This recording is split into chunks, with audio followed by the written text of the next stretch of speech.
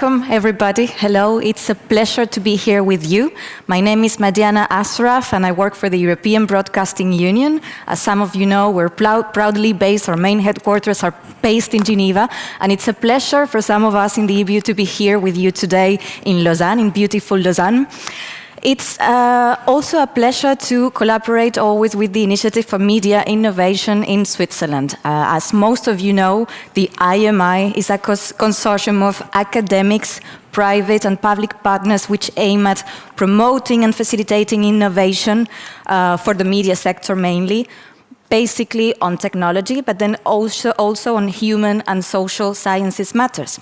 And today we're going to discuss a number of topics related in particular to the partnership sectors of the innovation in the media industry. We look forward to it.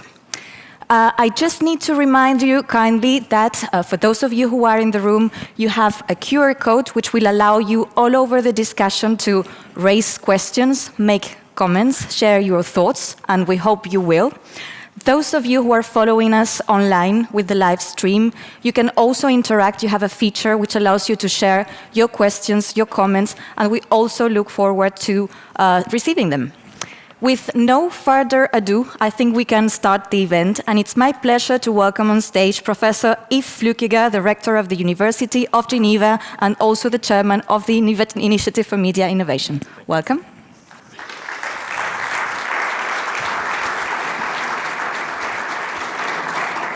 Dear presidents, dear colleagues, ladies and gentlemen, on behalf of the founding members of the Initiative for Media Innovation, mainly the EPFL, the University of Geneva, Lausanne and Neuchâtel, as well as the RTS and Ringier, I would like to extend my very warm welcome to all participants online or in presence to this third annual event organized by the IMI. For those who don't know our initiative, it has been remembered before, I would like to mention that it is a consortium of academic, public and private partners which was created in 2018 in an effort to stimulate innovation in the media sector, both through information technology and also in relation with human and social sciences. Our aim is to initiate research and innovation projects with affiliated universities and in partnership with our media members, and to conduct activities to promote innovation by engaging with a wider community involving researchers, media professionals, and investors. The topic of interest of our initiative are related to fake news, immersive experience, artificial intelligence, as well as new business model and the social aspect of media. With our initiative, we want to build a bridge between creativity and technology, between the world of media and that of academic research, on the basis that an interdisciplinary approach is one of the keys to innovation. In 2020, more than 700,000 francs have been invested into 17 ongoing projects. We are right now also preparing, and I think Munir is going to explain it more in details, a project for national research programs on information, technology and society that we will submit on the next round of call for national projects. Thank you very much for your presence, and I'm very much looking forward for this event tonight. Thank you very much.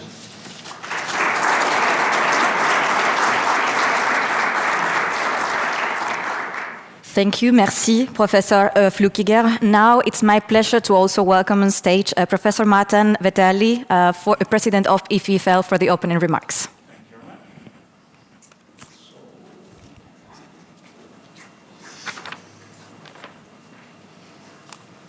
All right, body mask.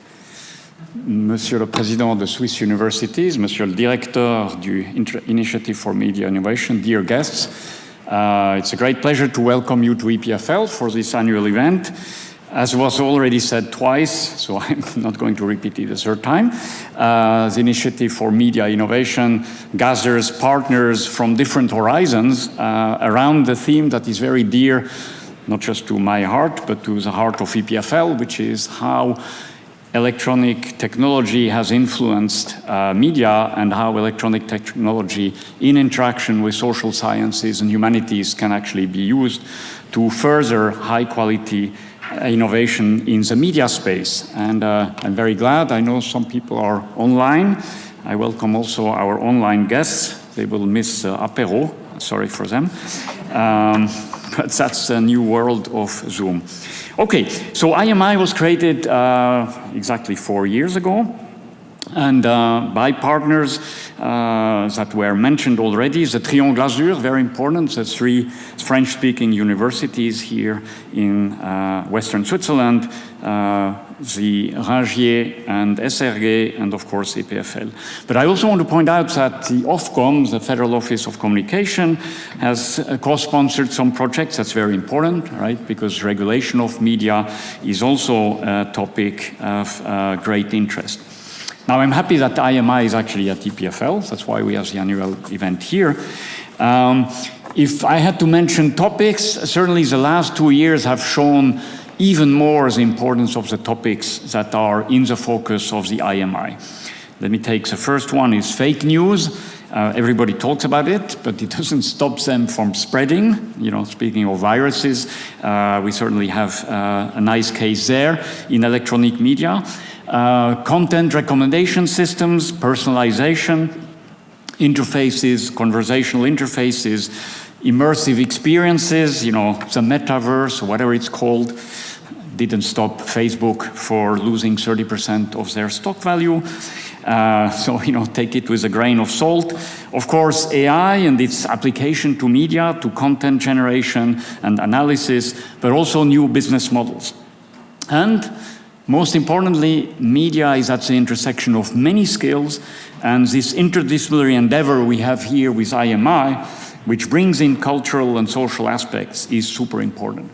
I'm going to point out just 2 projects. They will be presented much more expertly by the people running them. One is a so-called Media Lab. Of course, when I saw Media Lab, I thought of another Media Lab, but I'll be happy to see what we are doing here in this, you know, very broad space of Media Lab, which is to add interactivity, in this particular case, to traditional news articles by building infrastructure so that journalists can very rapidly create data-supported articles, visualization, and the like. The other project, which is also very topical, is automatic labeling of visual data. So, you know, when you see how fast on social media news will break and then be picked up by other people, then be searched on search engines and redirected and so on, you can see it's extremely important that this media content is actually augmented in a very efficient way. This can be done, of course, with various, computer science tools and people in the loop. Please note, people in the loop to actually do the right thing. So this technology will generate automatically or under supervision metadata so that you can index image or video content very efficiently. Okay, I will finish with 3 thoughts. One is COVID-19, okay? COVID-19, what is COVID-19 again?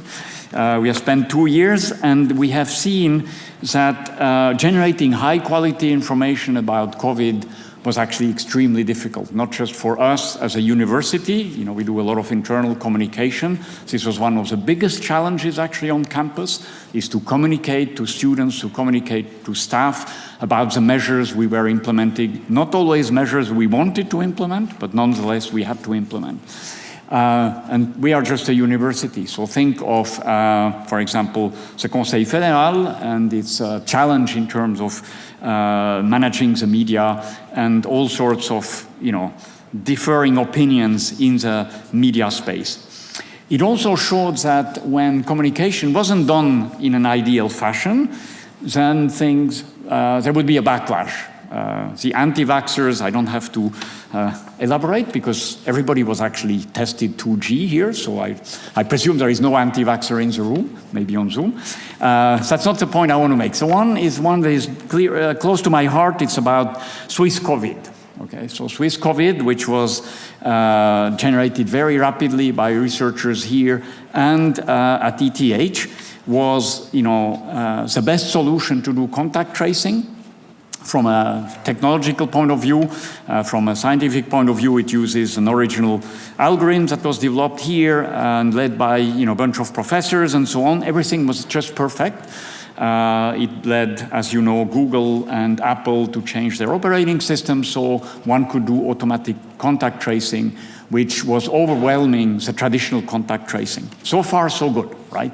Now, adoption of Swiss COVID or related contact tracing apps which were used in other countries in Europe and across the world, adoption wasn't very good, right? And if we look back, we were very proud of the technological solution. We probably underestimated the difficulty to explain something that ultimately was extremely complex to the lady and the guy in the street to actually upload this app. I think in Switzerland the uptake was between 25 and 30%, which is not bad, but which was not enough to actually do meaningful digital contact tracing. Okay, the second point you can guess, it's votation aide aux médias. So I'm not supposed to do politics here, so I have no opinion about aide aux médias, but you can sort of guess what my private opinion is. I think for many years now, media workers in Switzerland, in Europe have generated content and somebody else was making money with it. What astonishes me a little bit is how long it took until there was a wake-up call that maybe the business model should be changed around this. This, of course, touches regulation, touches many other things. But by now, of course, we are very advanced in something where there is an état de fait which will be very difficult to modify. So please, when you think about l'aide aux médias, keep this in mind. Last but certainly not least is from my office, I have a very nice view on a new building. That's the good news. The bad news is that it cuts my view of the Mont Blanc, but we'll negotiate this with the director of RTS. No, more seriously, the building is coming up. It's a fantastic space. It's a space where we are, EPFL, going to be present. IMI, of course, is going to be present. I'm very much looking forward to this renewed and intensified collaboration between us, between IMI and RTS. Okay, so there is a lot of potential, and I'm looking forward to the program today, and I wish you an excellent meeting.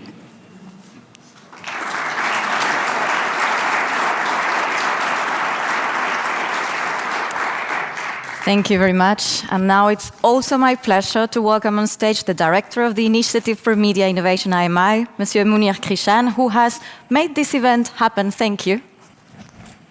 Thank you. Thanks a lot. Thank you for the welcoming word, Professor Flückiger, and the inspiring speech, Professor Vetterli. So it's great to see all of you here. Welcome. I'll remove that. Much better. So for me, it was said many times. So yes, the initiative is now 4 years old. And for us, it's really a time where we look back and we want to see a little bit about our achievements. And as it was said, so right now we pushed quite a few new projects in the past 18 months. Now the total is 17, as you can see here. Things are moving fast, and it's quite a success, and we're quite happy with that. The whole point of having this event, or one of the main, I would say, reason for it, is actually to show what we're doing, give you an idea of the results of those projects. So for this reason, I'm really thankful to my colleagues that will later on present their work. Some of the projects are now completed, some are ongoing. So it's I think a good chance to see a little bit what IMI is all about and what we're doing with our partners and beyond. So quite happy with that. For those who are in the room, so as you know, you will have a part apéro. You will have a chance to actually test the demos, meet the people behind the project, and so on later on behind this giant screen in the exhibition space. Now, for those that are remote, or if at any point in time you want to see a little bit more about what we're doing, the results, you have a QR code here, shown here. this will bring you to the resource hub on our website. And this is basically the one space where you can find all the tools to test any scientific publication, reports, and so on. It's really all there for you to look at. So everything that's publicly available, that we make public, is over there. Also shown here on the slide is the most recent event that we've been doing with our partners. It was back in November during the Swiss Digital Day, and it was a great hands-on workshop on the topic of data literacy, something quite important for us, of course, between science and journalism. And it's actually closely related to the first project that will be presented later on the subject of data journalism and more general. The other thing I'd like to do with the time I have here is, of course, to thank our founding and affiliate members. So without them, without their support, there would not be as many projects going, that's for sure. So thank you. The other thing you can see here is actually the number and the diversity of partnerships we've been building up over the years. And this is quite a success as well. And I think it shows also the open approach we have to innovation. So these are startups, academic institutions, companies that at some point or another helped us in a project or helped us in an event. Now, of course, being 4 years old, the last few months was actually a time for us to look back, to assess also the impact of our achievements, and of course to look into the future. And I'm actually very honored, very happy to say that for now, at this time, all our founding members are ready to extend the initiative for another 5 years. And this is, of course, a big news for us. Something that will be, I guess, signed or fixed this year, but it's of course a great perspective for the future. Now, something I didn't say, and I'll say it now, but I didn't say while talking about our founding members, and it's, I think, important to note, this initiative is still open. So not just to partnerships, but it's actually open to new members. So if you're really, interested in contributing, supporting the work we do, it's I think, a great time to do so, as we will be extending this effort together, hopefully. Now, another perspective, Martin said a few words about that. You can see it here, or actually a 3D model of it. So this building, this is quite an extraordinary thing, of course, to have a public service media building something like this, a new production center on a campus. So right between the EPFL and UNIL campus. And for us, I think it shows how much also our region will become, or is becoming, some sort of media hub for the whole of Suisse romande, and Switzerland. And this is great. This is, of course, really, really great. Quite happy, and I'm sure we'll have an important role to play here. Now, looking at our, I guess, thematic orientation, I also heard the M word, metaverse, and while talking with, around the table with our partners, with our members, we're looking now at a world that's changing, right? It's shifting somehow. We see a lot of companies now, betting on such and such technology to build the virtual worlds of tomorrow, the virtual markets of tomorrow, and this is, of course, something that is of interest for us, and it is something we're going to look into in the future and in the coming month. To have a media perspective on these things that may or may not happen at the end, but it's really something we want to explore. So I'm talking about this here without any big announcement, but just to say you can maybe expect a thematic call for proposal in the coming month on immersive media and such things. This is not to say that we'll abandon anything else we do. This is maybe a focus we will take in the coming years. But typically, in this kind of endeavor, you still have the question of misinformation. You still have many questions that we're working on today, and we'll still continue to work on these topics. In the meantime, let me remind you, we still have a research grant that's open. You have another QR code here where you can find all the relevant information to actually get a project proposal submitted to IMI. I'm really here to help, so if you have questions, you want to talk about that before sending anything, please do so. Just as a reminder, if you're not affiliated with the initiative, you have to collaborate with one of our academic members. And any project we do, we always has to be endorsed by one of our media partners.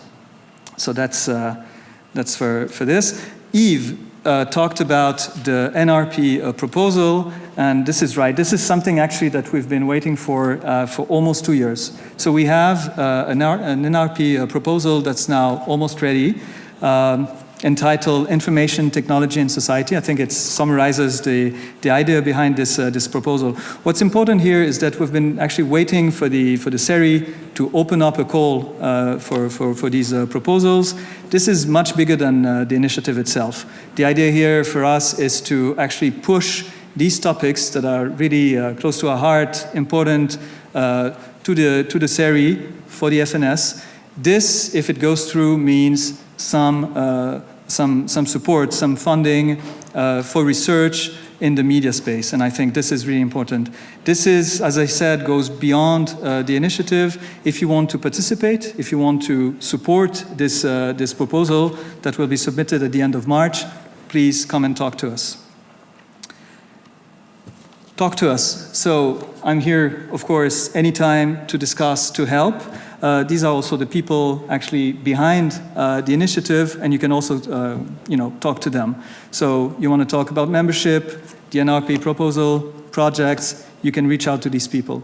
Most of them are here actually tonight, so if you're in the room, this is also a chance to network, so we'll have plenty of time to do that later on. I will end, or maybe I'll end with something else, but just this quick information. It's a save the date. I'm extremely proud that we're actually partnering with another center at EPFL, the Center for Digital Trust, and we're actually organizing a track called AI for Media and Democracy during the Applied Machine Learning Days that will happen at the end of March. So 30th of March, EPFL. AMLD, for those who don't know it, it's one of the biggest conference for AI and machine learning in Europe. In our case, we'll talk about technology, but as we usually do, we'll mix that up with social sciences, journalism. We have quite a few good speakers, journalists, researchers, people from NGOs. So ticketing is already open, and you can expect the program in a few days. And I'll actually say another something by showing the next slide before I give the voice back to Madiana. Something important to us. So I talked about the continuation of the initiative, and of course, when we look at this perspective, we're happy, but we know that we need also to improve. You can always improve. You can always do this bridge between media and research better. And in this prospect, I'm extremely happy and extremely thankful to my colleagues from Switzerland. Séverine is here tonight with us from ETH, but also colleagues from Belgium, France, Sweden, to actually come in a few seconds to talk about their insight, their learnings regarding innovation, regarding media partnerships all over Europe. I think we can learn from each other. I think this is also a great way to try and kick off collaboration on a broader scale with our friends from elsewhere. So that's it. Thank you. Back to you, Madiana. Thank you. Thank you. And special thanks again, Munir, for bringing us all together, those of us who are here on site and also those of you following us online. I will kindly remind you again, you see that I have my phone with me, and it's obviously because I'm focused on this event, it's because I'm checking if there are any questions, comments, or thoughts that you want to send us. So we look forward to receiving them, whether you're here with us or online. And it's my pleasure to actually welcome the panelists also either on stage or online, because indeed we could be, I assume most of us or all of us here in this room and following online believe in the importance of innovation. Innovation is dear to all of us, it's really in our hearts, but we could talk and talk and talk and talk. That's not the point. We want to make it happen. And from that perspective, it's actually important that we remember what the key frameworks are that work to make innovation happen and be realistic, usable, to be at the center of everything that we do, and not that kind of small hub of innovative people that try to influence but don't manage to make the change happen. This is actually what we're going to try to discuss about during the panel discussion. So with no further ado, once again, I welcome first of all on stage Severin, who's going to be joining me physically. Severin Klingler, the Managing Director of ETH Media Technology Center. Welcome. Also, we have online Jean-Pierre Besnard, Program Manager at OFF7 and Project Manager at West France. Bonjour. We also have with us Professor Johanna Björklund, Project Manager at Wara Media and Language, and also co-founder and CTO at Adlid and Codemil. Welcome, Johanna. And we have also online Sarah Geroms, Head of Future Media Hubs, Innovation and Strategic Partnerships at VRT in Belgium. Welcome, Sarah, as well. Thank you. Perhaps it's a delight to have people from so many different places and backgrounds together for this discussion. Perhaps I can start by framing the question about innovation. So obviously we like innovation, but where does innovation stand today? Is it just something that continues to be a trendy word that some people like to talk about and try to like to believe that it's still relevant? Or is it something that is actually not managing to make an impact? Do we take the realistic approach and define together what is innovation with us? First of all, Jean-Pierre Besnard, tell us a little bit about what your role is, what innovation is for you, where you work. My name is Jean-Pierre Besnard. I work for West France, one of the biggest newspaper in France, and one of the most important digital platform in France also. And my job is, I've got two jobs. One job is to operate projects like everyone. I've got my own business, and also to help West France to innovate by open innovation. And I'm responsible for startup accelerator that every year accelerates between 5 and 8 startups. Do you want to know more? What do you want some information? That we could use to relate a little bit to what you do is see an image that you've prepared about the place where you make innovation happen. Yes, this is the room, the newsroom actually, where workshops happens. I wanted to show this because it shows that innovation is a real part of the core business of the newspaper, the media. So it's not something beside. It's very important. It's considered very important in the company. Mm-hmm. Thank you, Jean-Pierre. And also to help us a little bit understand what you do and your role with innovation, is there any success story or failure that you'd like to share with us? There's no particular startups I would mention. The thing I would prefer put the focus on is the success element in the organization. We have changed our mind. We are organized on a project approach. So it means that each time there is an innovation and something new, we are already in position to develop or integrate it. That's very important. Second is I am quite lucky to be very close to executive in the company. If you have to decide to mobilize, to involve people, you must be very close to people who decide, because you have to. They have to decide to embed people. One other thing important is that innovation is by startups is not beside but inside. We always, when a startup is chosen, we always associate it with two internal coaches, and these coaches are really impacted in their own roadmaps with the integration of the solution of the startups. Those key points are really, really important, because the accelerator now is seen as a part of the company and not something beside. And that's one. That's the most successful part of the accelerator, I would mention. Thank you very much, Jean-Pierre. You've already mentioned some of the elements that you think make innovation actually happen and be realistically a success. We'll come back to that after everybody has introduced themselves. I'd like now to give the floor to Joanna. Joanna, welcome to you as well. Tell us a little bit about what innovation is to you, what your role within innovation is, and your companies. Okay, so to me, innovation is practical and holistical solutions to practical problems. So meaning solutions that work not only in a technical sense, but maybe also in a business sense for a problem that actually needs solving. And for me, this will always be relevant whether or not we call it innovation or not, because we never run out of problems, and also solutions that used to be working cease to be working. So we see with the environment, for instance, that behaviors that have worked until now are no longer reasonable because we have finite resources. So when it comes to innovation, I'm a researcher at computer science at IMI University, so I do like proper foundational research, a lot of mathematics. But I also have two companies. We have CodeMill that does web-based production tools for big media publishers.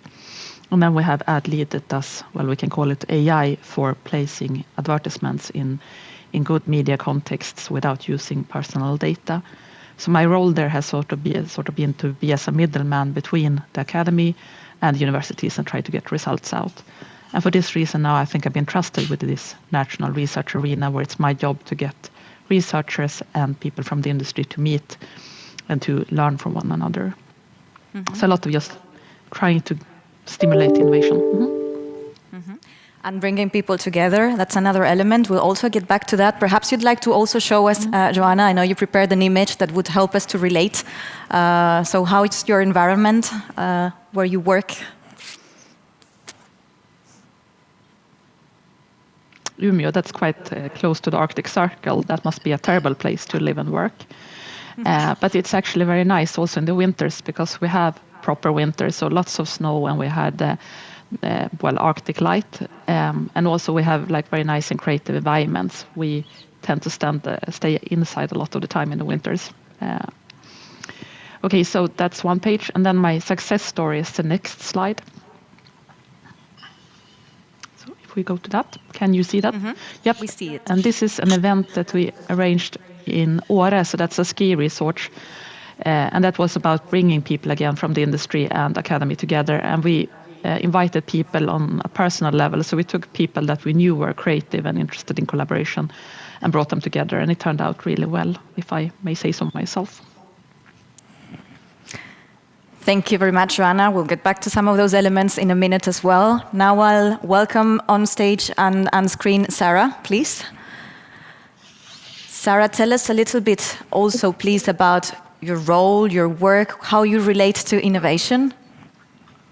But for me, I am leading an international network, as you know, of commercial and public media organizations that exchange on innovation and that collaborate. And regarding the question what innovation means to me, I've been talking to a lot of companies, nationally and internationally, and it really depends on what a company is expecting from you. For some, it might be more about doing progressive research. For others, it's more about doing fast experimental things. For some others, it's more about challenging the internal teams to change their roadmaps, or just buying, building, and so on. Now, for us at VRT, we have like sort of an innovation office with totally different profiles, from researchers to prototypers, startup experts who are working on all kinds of topics. And then we have some innovations where we put people within the different departments, like, for example, on disinformation. And then we have an innovation board as well at this moment internally that is really helping us with all our ideas and long-term strategies. And do you also want me to elaborate on the successes? Please. Okay. So the biggest success for me has been that we created from a work package within our Horizon 2020 project called Media Roads, an entire community that is really actively exchanging and building projects together, and that is really working. So that's pretty cool. And it also means that when you start research projects, that it really can lead towards bigger things, which is for now. I mean, we have a team of 4 or 5 people that are continually striving for impacts, in the whole of Europe. And that can be from startup projects to more inspiration to gaming stuff. But I will give some examples later on. Mm-hmm. Thank you very much, Sarah. And we also have an image to relate to the space where you work sometimes, or some of the projects you've worked on. Yep, we see a picture. And another picture. Thank you, where Sarah. We are seated. Thank you very much. We'll get back to this, actually. We'll get back to the question about spaces that are kind of, in theory, helping us to be more innovative or more creative, or is that actually just, a trend and innovation is more of a mindset? We'll talk about that in a minute. The last person is actually here with me, and it feels good to also see you in person, Severin. So can you please tell us what your role is and what's your relationship with innovation? Sure, I'm happy to. Yeah, welcome. I'm happy to be here. Thanks so much for the invitation. I'm the Managing Director of the Media Technology Center at ETH. I think in many ways we're the sister initiative of IMI in Switzerland a little bit. I think we have a more technical focus, at least in the beginning. So we have a team of researchers. Currently, I think we're like 13 people working on mostly technological projects. So when we're talking about innovation, for us, it always comes from a technical point of view at this point, but we're also, dear to our heart is really making the connection to design and journalism at this point. So I think at the intersection of those things to conceive mostly also new ideas for content, for products in the media space, I would say. Mm-hmm. That sounds perfect, and we'll also obviously get back to a little bit more of detail on that. Do you have any success stories or failures to share with us? So since we heard so many successes, I'm happy to share a failure. I think especially as a computer scientist, right, the transition, we were all computer scientists, right, the transition into this Zoom world, I would say was quite easy for us. None of us struggled too much with online meetings, but we also had, in the same year, we wanted to establish a sabbatical program where we wanted to bring in partners from like people from our media partners to actually work, with us for a couple of months on specific projects. And, of course, we had to do this online, which was not possible at all. Basically, people would get swept away with daily businesses without the physical, the physicality. So maybe a lesson learned that this physical space for innovation is also quite important. Yep, and perhaps you can actually see some of the images that you put together to show us and help us to relate to your world. Yeah, what you see is a bank offices, actually. So we just moved, ETH rented some former bank space. So I think it's important to have a place, but I would say it's not so much important, how it looks like. So we have this nice open space that you can see below. It's quite empty due to COVID, but imagine 15 people sitting there and talking to each other. Mm-hmm. And an anecdote, actually, Severin, when we were preparing for this discussion, you actually mentioned that some people, when they come to your spaces, they seem to be disappointed because they expect something like, kind of Absolutely. Google spaces, creative spaces, people playing a playground, and actually it's just a traditional setup. What's your take on this? You mentioned this actually also on your failure. What's your take? Do we need to invest in certain, kind of trendy, creative, playful spaces in order to make innovation really happen? Or do you actually think that innovation can happen anywhere for as long as the right attitude and financial resources are there? I think it's the latter. I think for me, it's much more about, how people are given the freedom to work or to think about new ideas, or, that not, that kind of these ideas can happen, that you have the space to talk to each other. But for me, it never was, about how the physical space looks like, more that it facilitates, a meeting or a conversation without maybe disturbing everyone else. Mm-hmm. I'm going to ask Joanna what her take is on this, because also when we were preparing for the conversation, she had a few thoughts on this particular aspect. What do you think, Joanna? Well, my thought then and still is that a good environment is as free from distractions as possible. So I like to keep clean desk and have peace and quiet, and so that I can really sit and think without being disturbed. But I do also think that it is important to interact with other people, and this has to be done with a great degree of humility, so no prestige. And then if you have signals in the environment saying that we have a playful atmosphere here, then that signal might help. But if you already have the kind of relationship with that person, you don't need that. So no distractions, and then also this playful mood when you interact with other people. Mm-hmm. Thank you. Now so slowly, we do have an echo here. Yes. I'm sorry about that. Apologies. Hopefully you can still follow the conversation. It's hybrid world. We all look forward to being together in person, I'm guessing. But thank you anyway for keeping up. Hopefully we can continue understanding each other. And now I'd like to ask Jean-Pierre about another aspect that he mentioned. You mentioned, Jean-Pierre, that one of the elements that help you succeed is that you sit closely, or you work closely with executive profiles within your organization. And you mentioned that it is actually crucial. Where does innovation sit today? I'm going to ask you first, Jean-Pierre, in your case, but in general, what are our experiences? Is innovation still something that happens within a small hub that kind of, comes with creative ideas, but is still somehow isolated? Or is innovation more and more close in reality to the center of our companies and to strategic profiles and executive profiles within our organizations? What's the trend today? Starting with you, Jean-Pierre, and any thoughts?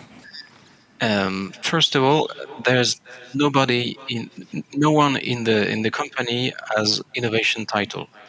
The executive and the top of the management says that innovation must be everywhere. So it's a first point.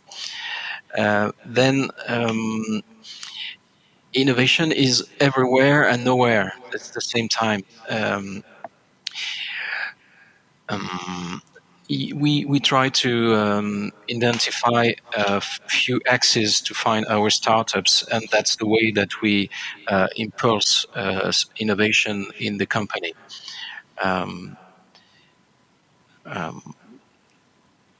I don't know if you want to have example of what we are looking for in innovation. I could talk about it later, but the point is that innovation, no one has title about it. It must be. I am in some degree a door to get more innovation by startups, but I'm not the only one. Mm-hmm. Thank you, Jean-Pierre. Sarah, I'd like also to hear your thought on this, because you actually work closely with many different actors in the media sector and other sectors. I'd like to see what you see as a trend, because we all know that we've been saying innovation needs to be everywhere. But realistically, what is the trend today? Where does innovation sit at organization level? Sarah, I see Joanna online, which is good, because anyway, Joanna, I'm going to ask you later. But Sarah, I wanted to hear what you see as a trend, and then also within VRT, how closely is it to strategic profiles and executive profiles realistically? Yeah, so first of all, the trend that I see is that everyone is doing it differently. And you're seeing that things are happening at all different levels.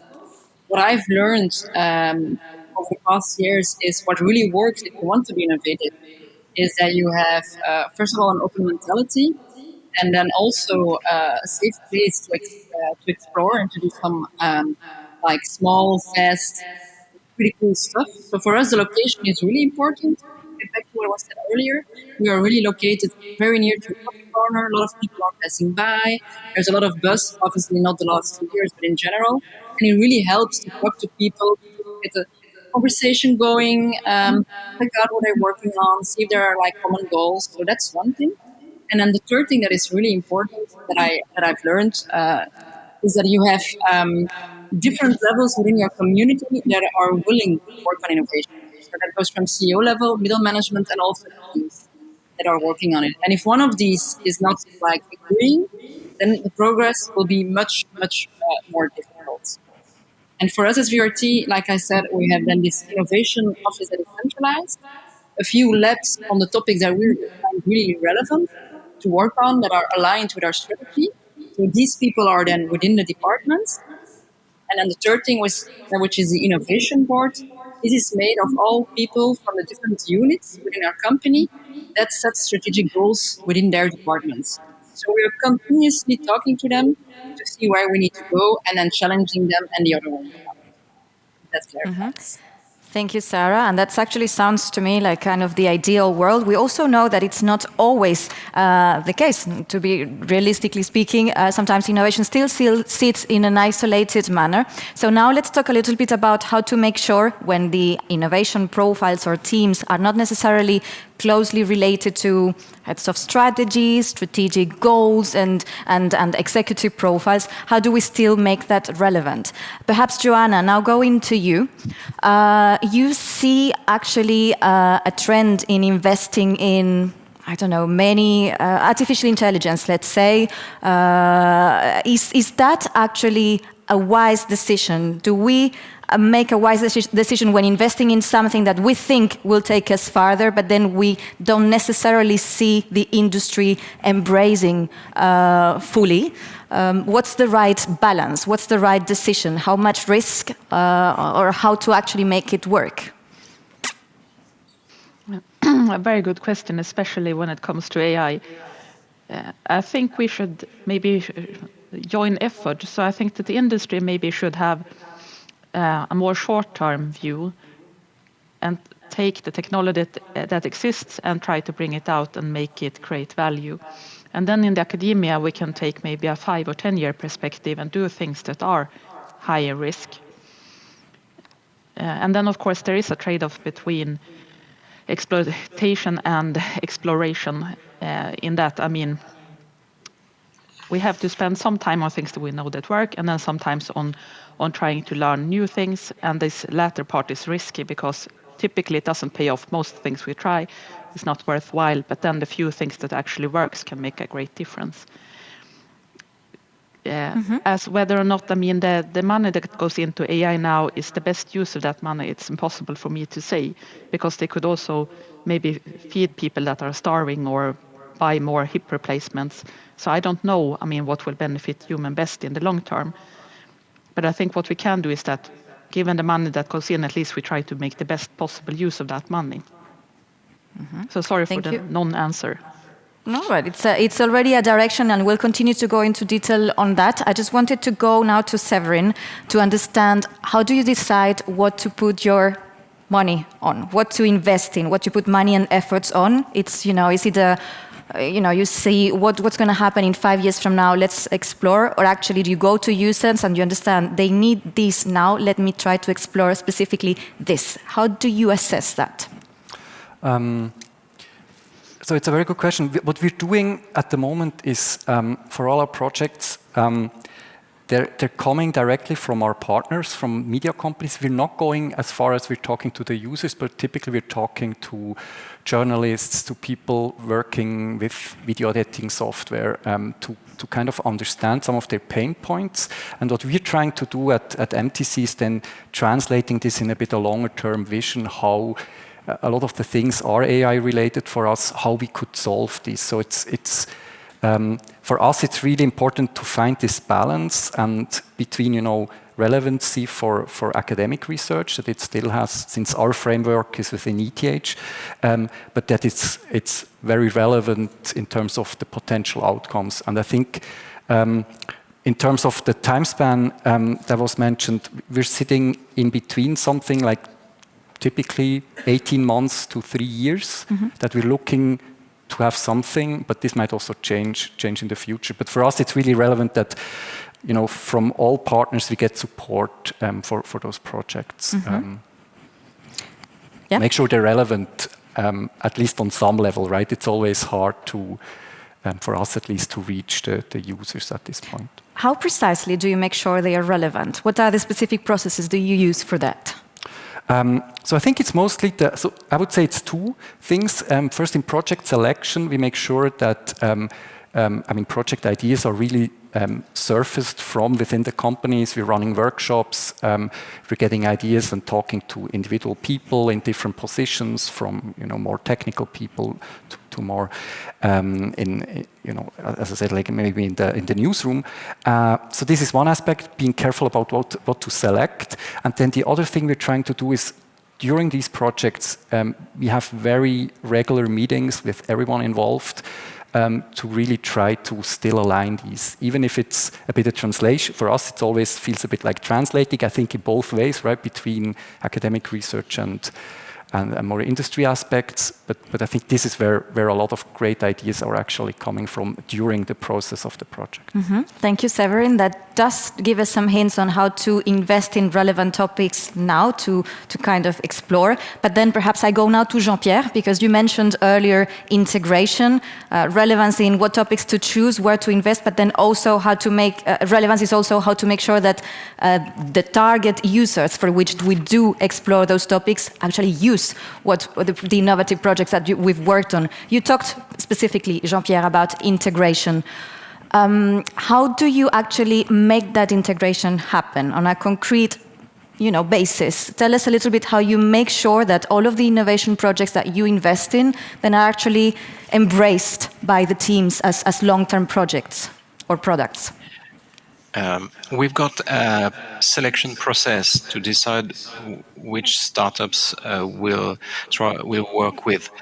And first of all, if we propose to internal coaches to follow the startups for 8 months. That lasts the program.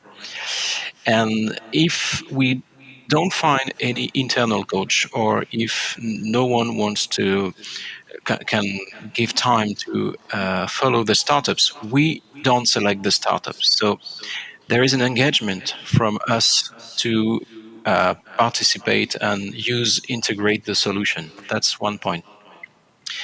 The second point is to ensure that when the internal coach has accepted to follow the startups, is to ensure that all the work done to follow the startup is not an additional time, but an official time in his roadmap.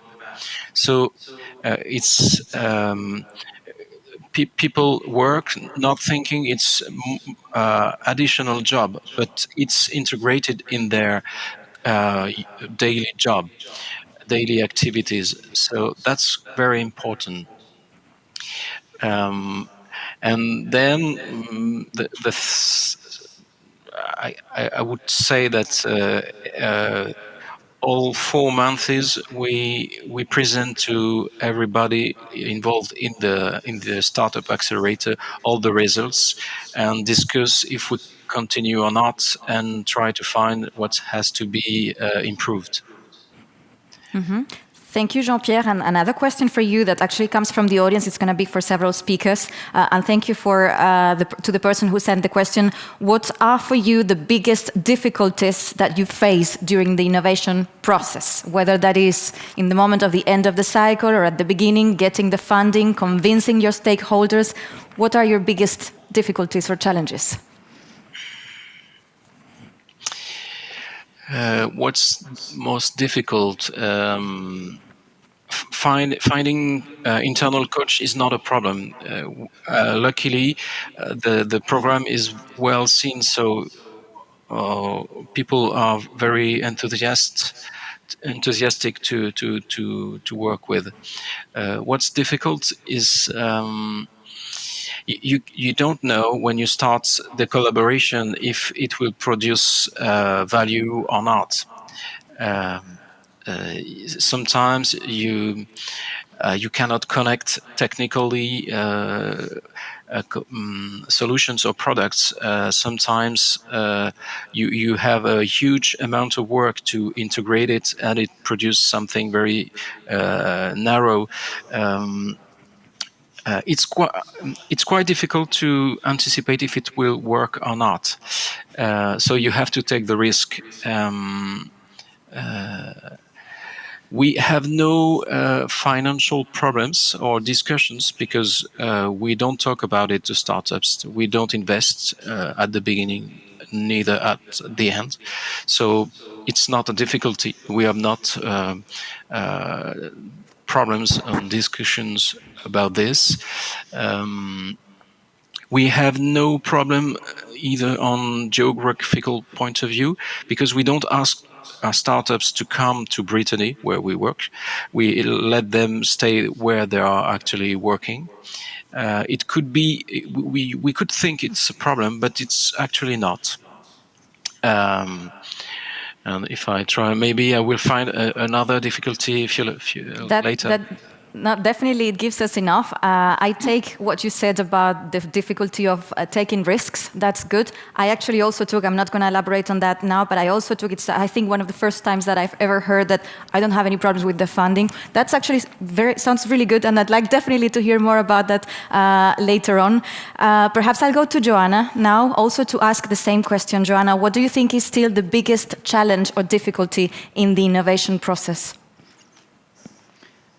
If we talk in the particular case of research projects, then often there is no initial sense of urgency because the project period might be quite long. And especially if you're working with startups and researchers, then they have all the things that are like more important for daily operations. So researchers, they have their deadlines, and startups, they have like always something on fire. So maybe it can be a good idea to create an artificial deadline fairly on into the project with an external observer just to force you to get going, to get past that initial awkward phase.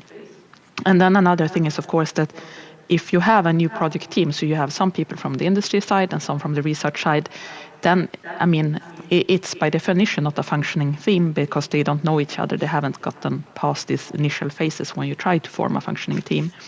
So I think it's nice if you can bring them together, like in the physical world, in a real workshop, and have them hang out and socialize for, 2-3 days. Because then they will also have an obligation to one another. They will know each other as actual people, and then I think that they will make an effort to help each other make the project do progress. So create urgency and get the team building going early on.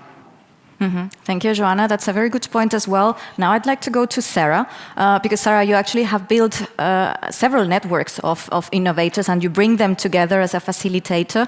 What do you think are the key elements that help you influence the different stakeholders to come together and actually collaborate? There are a couple of things, and it's not only for the innovative groups we're working on, but also for individual partnerships, and these are always recurring. So the first one is you need to be willing to share, because often if you don't want to share yourself, then other people won't share neither. And then what we also try to do is look for the win-win, and it should not necessarily be the same for each of the companies. For example, you might have a different focus and different values as your competitors, but often it's just about thinking maybe they have a stronger budget, but we, for example, have then this bigger network, and then we just try to see where the win-win is, and we try to match these together. So we try to think a little bit out of the box. And also we try to be very clear if we collaborate on what the business cases are, the KPIs, who will have which role, to be sure that these things are really well written. And then what we also learned is that we work with baby steps, because often we have these bigger things in mind, but then we we're blocked for some reason by, let's say, for example, higher management somewhere or funding or whatever. So we start small and then we try to prove our point with a smaller project. And then, for example, afterwards, when we've proven that it works or that at least it creates value, then we are going to look for, let's say, bigger funding or more approvals internally, and so on. For the rest, what is also very important, I think, in this networking building is that you not only invest time in the formal part, but also in the informal part. I really have noticed that is very important. If you have like a more difficult issue, that it's easier to go through if you know the people very well. And then just, collaboration takes time. So you need to start over and over and over again. And then often adapt as well. Definitely with us as a public broadcaster, there are sometimes things happening on a political level. So then we change, we adapt, and we try to look to the new win-win situation with the other companies. So it's really all about trying over and over and being transparent. If things doesn't work, then we just mention it, because maybe next time we will need those partners again. And then it's good that you have like a clear play to start with. So these are some examples. I can continue, but I guess this gives you an idea. That gives us indeed a good idea, Sarah, particularly the point you mentioned about making sure that the innovation is also connected to KPIs and strategies. In which moment, and actually I'm seeing a question from the audience that kind of relates to the question I wanted to ask. They say, how do you manage to introduce innovative projects or innovation projects within existing roadmaps? At what stage of the process, I would say as well, do you link them to the KPIs? Do they come before, after? What adapts to what? Well, the way we work is, and that's then more on a strategic level, that is that we have like sort of an innovation funnel where we look at which are the companies we want to collaborate mostly with, and then we try to get the most important stakeholders within our company together with the ones from the other company. We look at the priorities in both companies, we set them together, and then when we have decided which these are, we go looking at who are the teams that are working on these topics, and we bring these together as well, and then we check every time. And it's at these moments that we can see, and it depends every time, it's differently in another project, then we're like setting, okay, where are we? At which stage are we? What do we want to reach? What are these KPIs? So sometimes it's early in the process because we're early in researching a certain topic or building a component for something, and sometimes it's much further. And it's the difficulty or the challenge is that when we are working together with someone else, we often have the same challenge, but we're not at the same level in finding that solution. So sometimes we're faster, sometimes they are. So we try to go to that same level and then build from up there. So the KPIs, it really depends. It's from topic to topic and where we are in our both organizations. Mm-hmm. Thank you, Sarah. Now I'd like to come to Severin here. Again, going back to the question about collaboration, who would you say are the key stakeholders that really need to be there, directly involved in innovation-related decisions? What are your key stakeholders for this collaboration to actually flow? I think we're a bit in a special. I would say like it's still very much applied research projects that we're doing, and I think what we're trying to have is for all the projects. Maybe I should start by a big part of what we're doing is kind of these open access projects. So none of what we're doing in our ecosystem is exclusive to anyone. So what we always need is a big investment from multiple parties. I think this also goes a bit to, and they might be at different stages and might bring in different things, as we heard before. And for us, we're always trying to get as close as possible, and we're not always succeeding in that to the people who are actually making the decision then to whether to adopt that. And I think this is also something we can, is a lesson learned and we can still improve, is kind of closing the loop back. I think we're like getting the relevant people initially when the project is initiated works nice, but then, when the project is ending, when there's results, to get the same people on board again and then take this into something Yeah. And you just mentioned actually that for you, success is to make sure that the people will actually use what you invested in. What other ways do you have to measure success? Because in order to influence those stakeholders, you have to come with the case, you have to build the case as well. So how do you measure your success when it's about innovation? I think for us, it's mostly two things at this point. One is more the academic side, right, where you're typically measured in terms of research output, can be publications, can be talks, can be what you're actually achieving there. The other one for us is tech transfers. So how we can move technology back. And I mean, this is a bit hard to measure because we have different forms. One part is through open sourcing our softwares that can be adopted, or it can be directly products that are getting ported. I think it's around those two things. I'll stay still with you, Sabrina, and then I'll Sure. go to the other panelists. Do you think there's a trend of investing more and trusting more in innovation than there used to be, let's say, 2 years ago, when innovation was clearly a hype and a trend? Has that stayed, or has that declined, or has that increased? What do you see as a trend here? I would say to me, it's about the same. I think what's very important and how it changes is actually more on this personal level. With these established collaborations that we have, you can build up trust, and then you can start to think bigger. So I think I also agree with maybe starting with small steps and continuing. I couldn't say that there would be a general trend. I mean, there's always these hype bubbles around a certain topic. Then everyone is probably taking more risks. And then there's kind of this cool-off phase where you realize what's actually possible. And I think that's certainly also true for an initiative like the Media Technology Center, right? You have a kind of this honeymoon phase, and then you see more clearly what is doable and what not. Thank you. Jean-Pierre, I'll go back to you now. What do you think? Is there a trend? You actually even mentioned earlier that for you, actually, funding is not the biggest challenge. Do you see in your area, in your region, what's the trend according to you? Have people embraced more innovation, not just from a financial perspective? You said that's not the main issue for you. Are the mindsets now there more than they were 2 years ago, or was that just a lot of conversations and trends, but in the end, people are not yet ready for the test and learn from the failures, just dare to risk and so forth as a mindset? The first thing I would say is that innovation is getting faster and faster. So we structures have to follow this. So I don't think it's a bubble or it's a hype. It's a very deep tendency. And locally, we can see that there's more and more accelerated programs. Even in Paris, there's a lot of new companies that deals with innovation that helps corporates. I would like to mention something special for us. I think about difficulties. Previous question.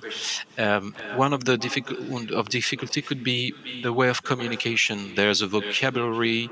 There are behaviors different from startups to old companies, and we work with a company that helps us to operate the accelerator. That's an interesting idea, because there are startups that are talking to a startup that helps us on our program.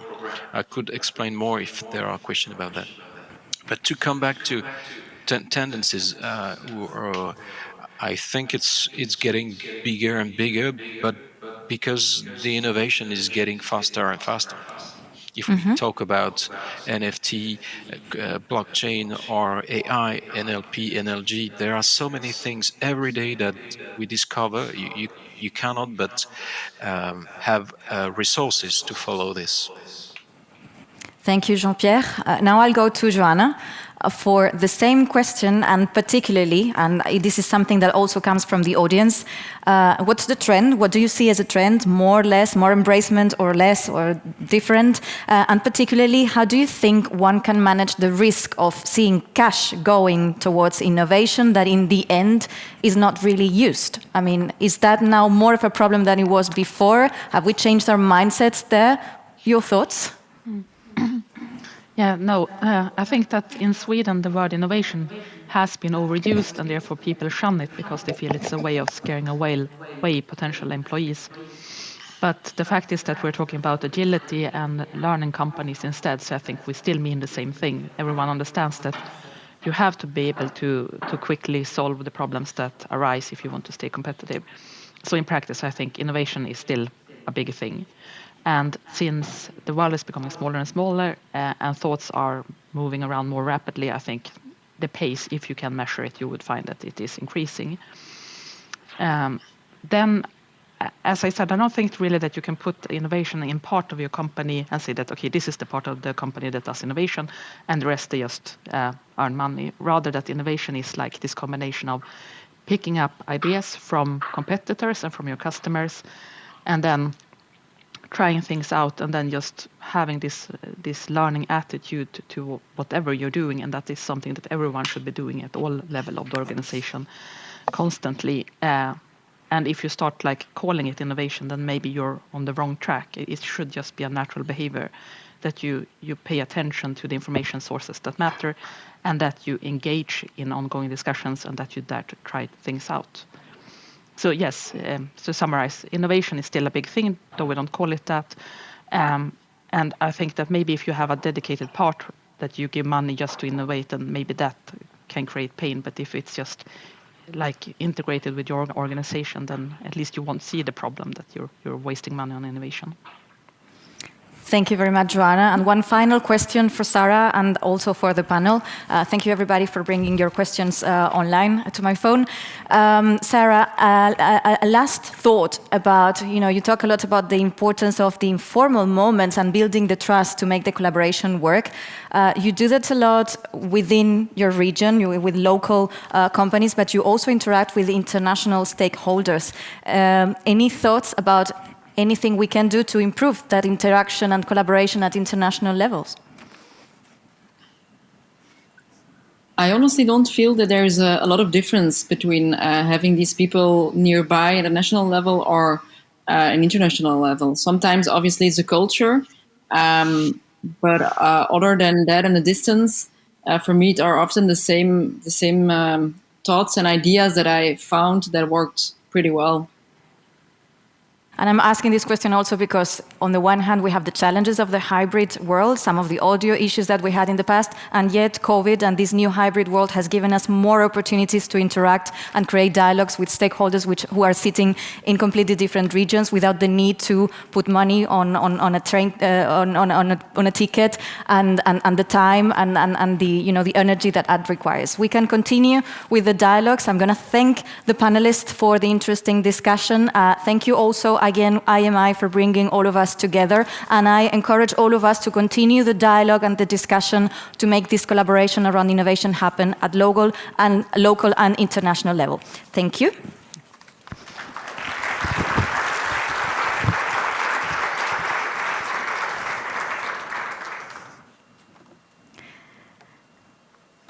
And as you know, and you're probably looking forward to seeing more about this, the next thing on the program, the next step on the program is that we're going to hear about some of the projects that IMI has supported and financed in the last couple of years.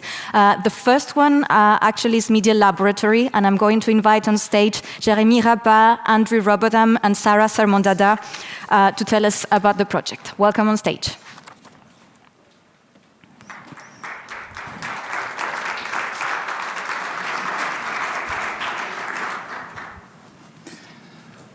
Thank you very much.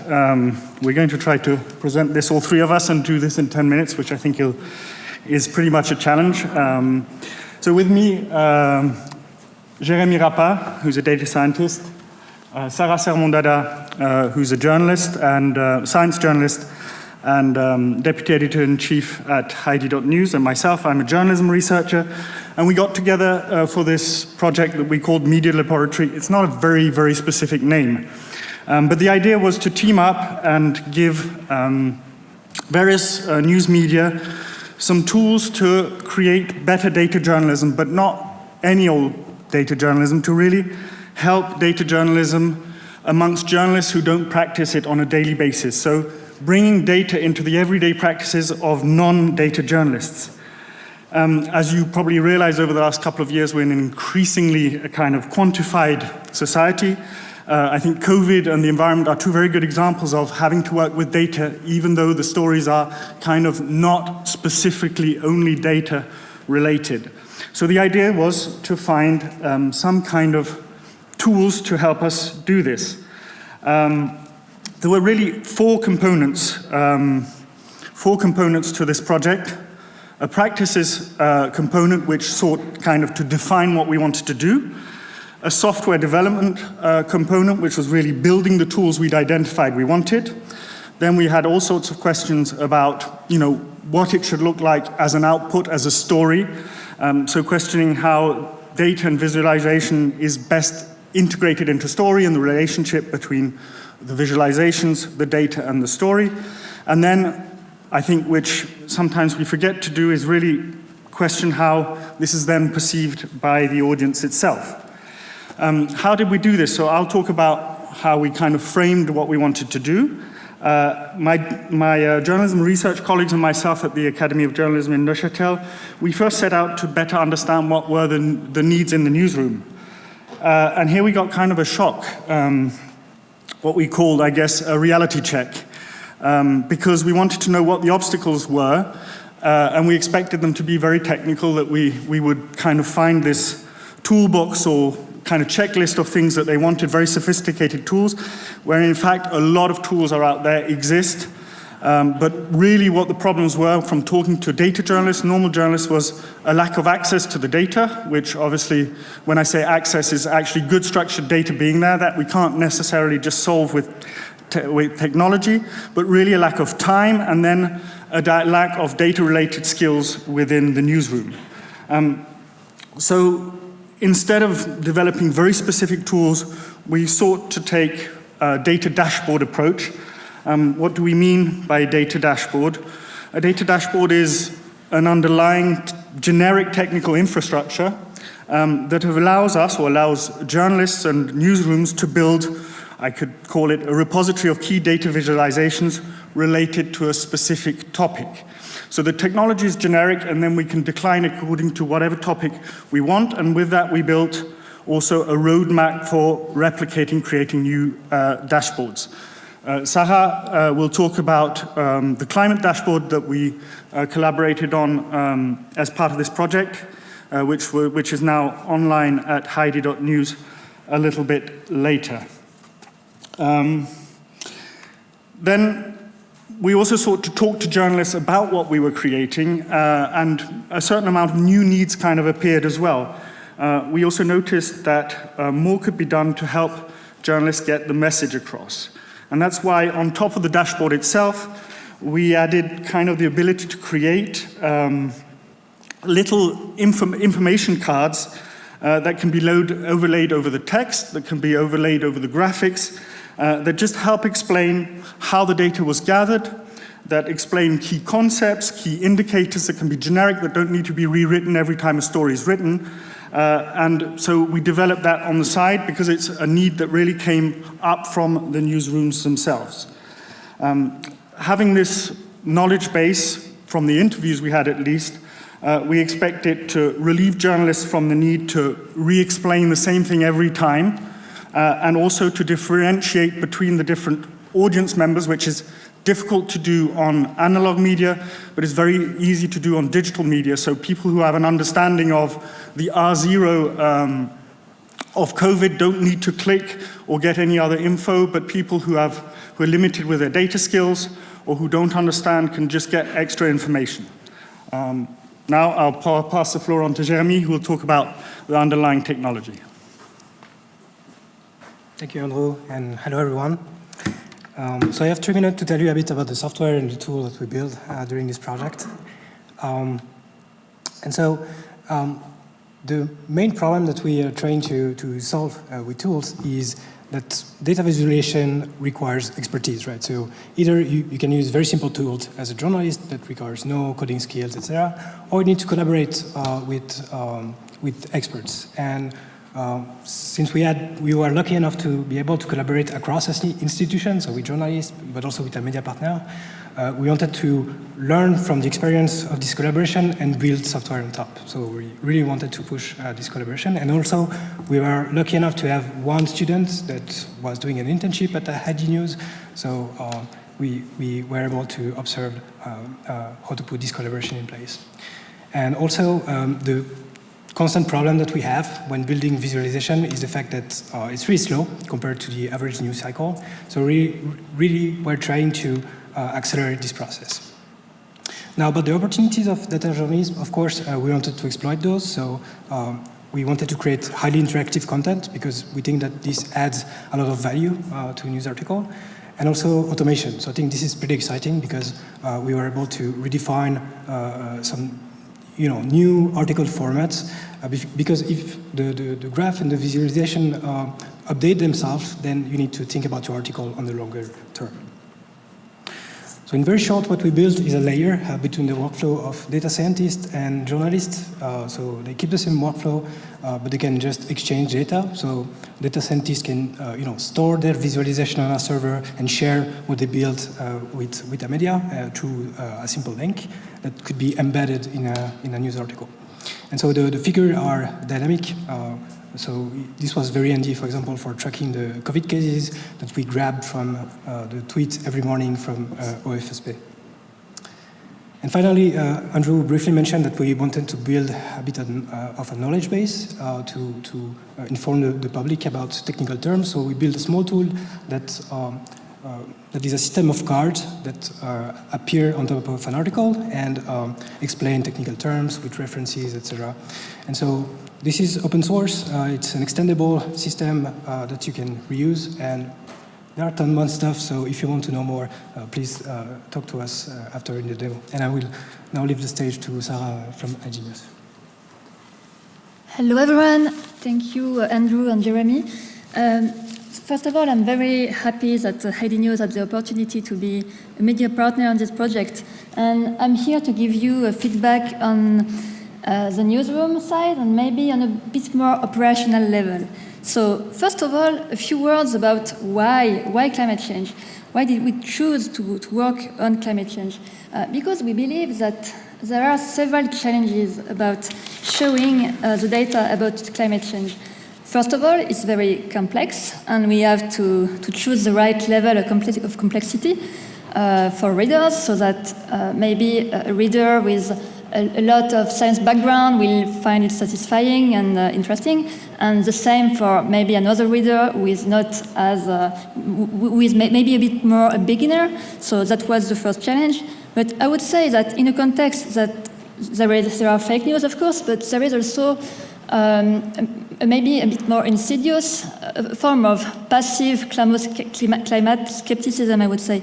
And this passive climate skepticism is sometimes because data have not been properly shown to people. Sometimes they have been manipulated. So it's really relevant just to ask ourselves, what is the bare minimum in data required to understand the climate change and the associated challenges?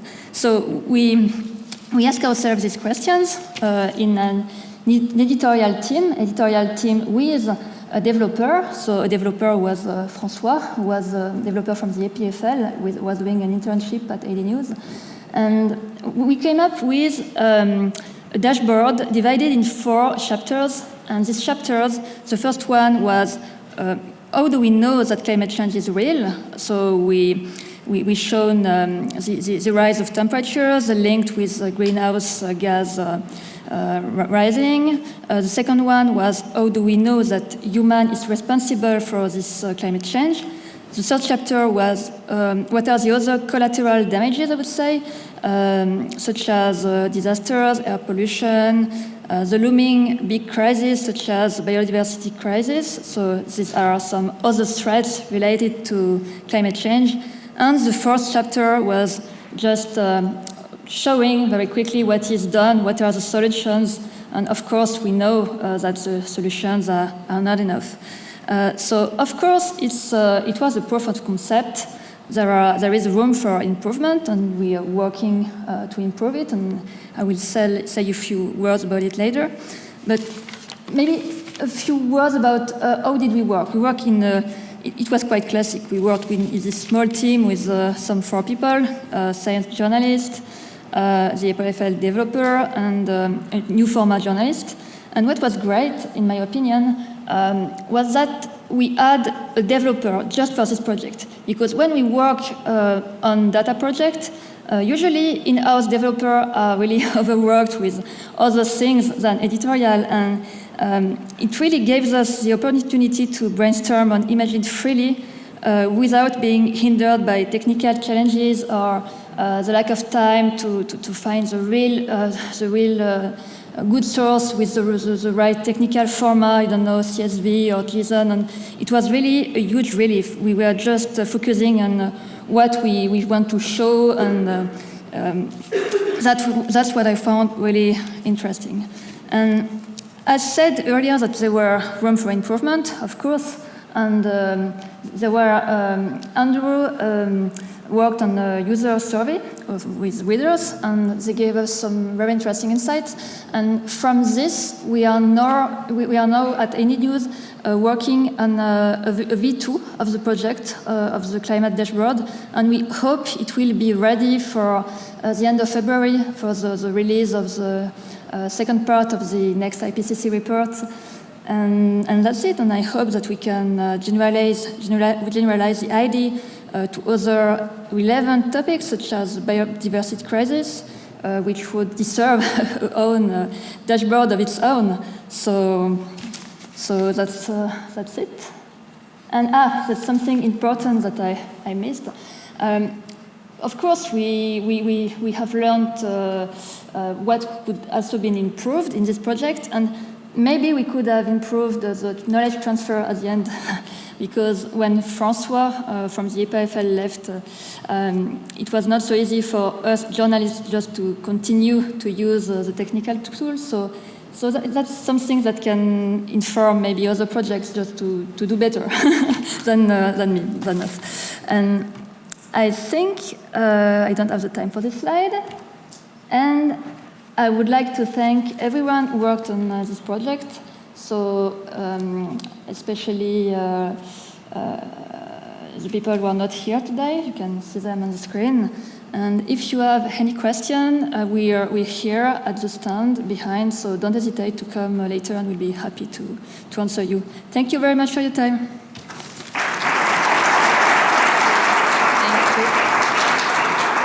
Thank you very much, and congratulations. The next project is MILBOT, Millennials and Public Media, Building Stronger Ties and Engagement Through the Chatbot. Professor Giovanna Di Marzo, Professor Giovanna Di Marzo, sorry. The floor is yours. Okay. Good evening, everybody. So it is my pleasure tonight to present you the results of the MILBOT project. So here is a little agenda of what I'm going to present. And I will first start with a description of the teams. And so the interesting thing with this project is that it is an interdisciplinary work made together between the Media Lab, which is an institute of the Faculty of Social Science of the University of Geneva, and the Computer Science Center, also called CUI, from the University of Geneva. And our media partner is the radio and Swiss Radio and Television. And another particularity of this project is that we worked hand in hand with our students. And so on the Media Lab side, we worked with students of the Master of Journalism and Communication. And on the CUI side, we worked with students on the Bachelor of Information Systems and Service Science. So you have the names here. So what about the project? So about the project goals, so our objective is to see how we can build stronger ties with the younger audiences, between the younger audiences and the public media, and the hypothesis is that we could do so with a digital conversational agent, also called chatbot. So the project took place in a little bit more than a year and was organized into 3 phases. And the first phase took place in autumn 2020 and aimed at providing a survey-based interviews of RTS staff and also a state-of-the-art of digital services to connect with younger audiences. The second step of the project took place in spring 2021, and this time was targeting millennials, and it was a questionnaire-based survey towards the millennials and new online practices. And the first step, which was this autumn 2021, was actually building content for the chatbot and conversations, drafting conversations, and actually designing, implementing, and deploying the chatbot. So what about the innovation here? So here in the innovation part, we leverage 3 elements. So the first one is that we wanted to have access to actual news, so the latest news. So each time someone comes back to the chatbot, he can get the latest news. So today you will not get the same information as yesterday, for instance. We also wanted to leverage RTS data or the archive that is available, but also have access to external data like Swiss Topo or University of Geneva expert research. So in agreement with our media partner, we agreed to work on the thematic of the climate crisis and more specifically on the melting of the glacier. And we also agreed that the chatbot would look at 4 different things. So it will have an aspect on the news, an aspect on factual and background information on this thematic, and also provide information about what actions can we actually undertake to do something about the crisis, and on a more funny side, a little quiz that you can take and to learn facts. So, from the Media Lab side, the student looked at the content. So they looked at the content along these lines, the news, the information, the actions, and they provided robotized conversations. They also came up with quiz and some visual avatars that the chatbot could look like. And all this in the goal of providing a shared experience. So here you can see some pictures of examples of these conversations. So you have one on factual information, you have another one on background information, and the one on the back is about actions. And here you have some idea about the creativity of our students when they came up with some examples of avatars. So, what about Media Lab results and how we can take them further? So the point here is that Media Lab developed conversations templates, developed interaction with the targeted generation, and set up a digital pedagogy to provide the message. And so all these 3 elements can be transposed to other thematic or can be taken over by other media, for instance. So now if we look at the CUI, let's say more technical side of it, so we used essentially 2 technologies. So we used RASA. RASA is an open source framework that supports the development of chatbots. And we used RTS APIs to get access to the latest news or to all the archive about the thematic we were interested in. So, more technically, so the chatbot is organized like a tree, and along the 4 lines we said before, so the actions, the news, the information, the actions, and the quiz.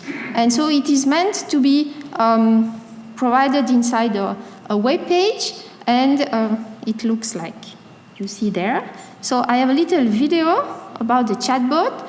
So first it greets the person, and then you can, for instance, look for the news. So here it looks on real time to the latest news from the RTS, and then in this case with an audio.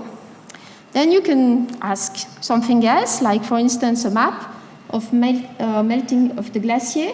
So these are pictures taken from Swiss topo information. And then you can ask anything else, like for instance something about the actions you can take. So let's look at concrete action we can take in Switzerland. And here again, it provides some information also taking information from the RTS archive. And you can also make the quiz. So here we see that the quiz can have different levels.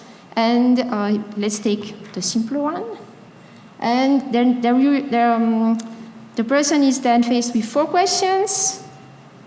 One on Grindelwald, one on the United Nations. So here we have these 4 questions, but there are more. And so next time you come take the quiz, you may have other questions. And at the end, you get your results, your score. So here, the score says that the person had 2 rights and 2 wrong, and you get the answer for the wrong ones. Now, also to see that there is more information than what we just see here. So if you go back and ask again for the glacier maps, here you get something else, and it's a kind of carousel showing how the glacier melt along the years. And this is also taken from Swiss topo. And finally, you may ask other things, and for instance, something about the glacier in the world. And here we have glacier in Africa, and some information and the link you can click. Okay, so what about CUI results and how we can go further? So we have a working prototype that is deployed, that has gone preliminary test with an audience. Now it's time for RTS to think about it and to possibly finalize it, or to make a specific version for something else, like the news, or for any IMI partner to get inspiration and take it over. Okay, so before concluding, I just want to say here some feedback we received from our media partner. So Miss Amélie Beguet, who is a project manager and nouveau producer, found that the conversations with the robot were fluid, and Mr. Christoph Schenk, who is a digital coordination manager for the news, is interested in bringing the project forward and to make it a professional tool for the media. And so I will finish by thanking everybody that was involved in this project, in particular the students, because they showed great dedication and professionalism. Thank you.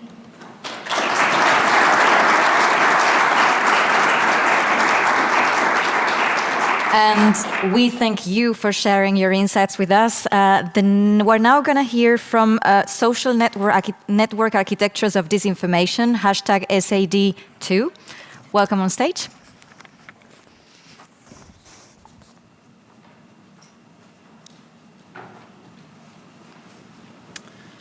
So, hello everybody. Let me present you the #SAD #2 project. So, as a brief reminder, this is the second part of the second year of a project that started to study what happens in social networks. So the idea was to make possible the exploration of such networks, which, as you can imagine, are really huge and represent a huge amount of data. So the idea we had initially was to start from a small number of topics, such as hashtags, a small number of users, and be able, through an automatic processing, to output something that is of a manageable size. So a sub part of the social network, in which you can identify the key actors, the key interactions, and the key words. So this raises a number of challenges. First, on the data science side, you have really a lot of information, which makes this really difficult. You have also the platforms that restrict you in various number of ways. So if you look at Twitter, for instance, you have an API that you can use to retrieve information about the people that tweet and how they connect themselves. But of course, you have a limitation. You cannot. There are some information that you cannot request, and there are also a limitation on the number of requests that you can make per day. There are the rate limitations and a lot of things. You have also legal limitations. So as a side note, the project was intended to study also Facebook. And since the Cambridge Analytica affair, Facebook made things really a lot more difficult for people to. So you now have a lot of restrictions. Basically, you cannot do anything. You cannot get the data unless you're part of the happy few that are chosen by Facebook. So we had to drop this aspect of the project, unfortunately, and we had to focus on social networks that were a bit more open, even if they're still quite restrictive. So mainly Twitter in our cases. So one of the questions is how to find the important nodes from the data collection that you make. So, for instance, the nodes that are that will propagate a lot of information and that will be very influential on certain topics. From the journalism point of view, this is the challenges are how to better understand the controversies and what is the nature of the discussions that are inside the network. So a brief, maybe a brief summary of the #SAD1 project, which was really a proof of concept. So the first goal was to reduce the amount of data that we needed to collect. So starting from if you look at the funny pictures on the upper right side, we had to derive from the snowball sampling, which is commonly used in social science. So basically, if you start from a node, you ask this user, what are the people you interact with? You take all of them and you repeat the operation. So ask every user, what are the people you interact with, etc., which can lead to quickly an untractable number of users to study. So we designed a modified version of the snowball sampling that we call spiky ball, which is focusing on a random subset of the users at each level. And you do that according to the weight that they have, so the number of interactions that they have together. So this proof of concept was performing a semi-automated data collection from Twitter. You can see an example of such things. So it produced a graph, and it also did lexical analysis, so extracting keywords for the communities that were present in the graph. The good thing is that it required no specific knowledge. It required specific knowledge, unfortunately. It gave good results, but it was difficult for the target audience, such as journalists, to make a use of it. Which brings us to the current version of the project, so #SAD2.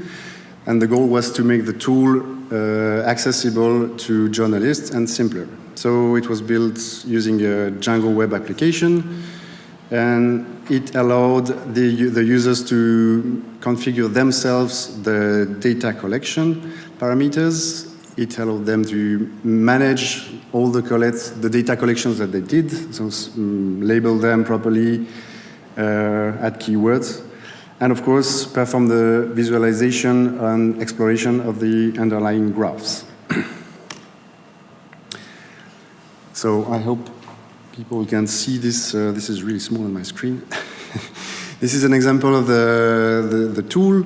So first you have the configurations that you have at hand.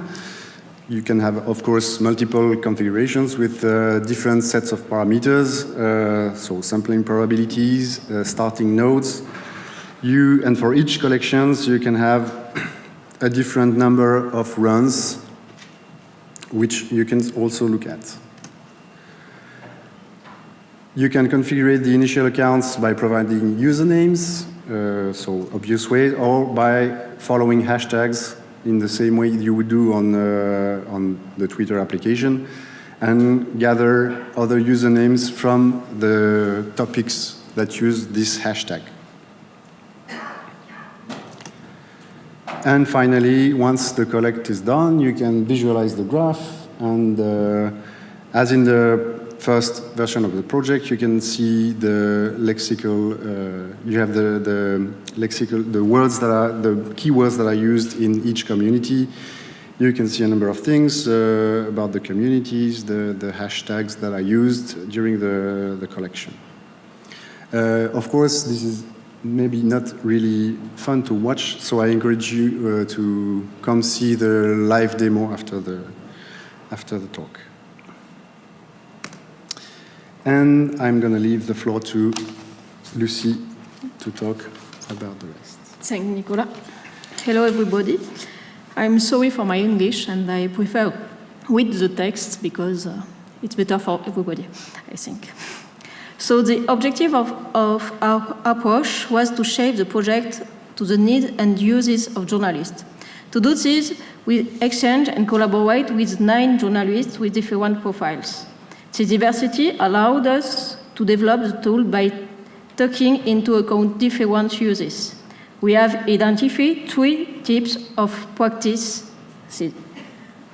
The first is to identify new people to interview, either to discover new profile based on a theme or better understand the activity of a person already known. The second use is to study the controversies on the web. Retweets and mention allow us to see which groups are regularly in contact with each other during a public controversy. The third use examines the data contained in the network to investigative journalistic purposes. As an example, here is a small case study on a current topic. We were interested in the tension surrounding the media aid vote of 13th of February. In particular, we wanted to observe individuals challenging pro-media aid tweets from public figures. We started with a tweet by Simonetta Sommaruga in favor of the law. I'm sorry, I'm French. We noted the various opposition comments and the associated accounts to find the starting nodes. With some adjustments, we have stabilized the following graph. The third groups to identify are institutional groups. We can see here a pro-voting group and right next to this group, showing many mentions and retweets with it, we will find a cluster made up of Swiss media, in fact, that are used by the first cluster as sources. The second group, close to the pro-vote cluster, is made up of personalities or political accounts affiliated to the socialist group.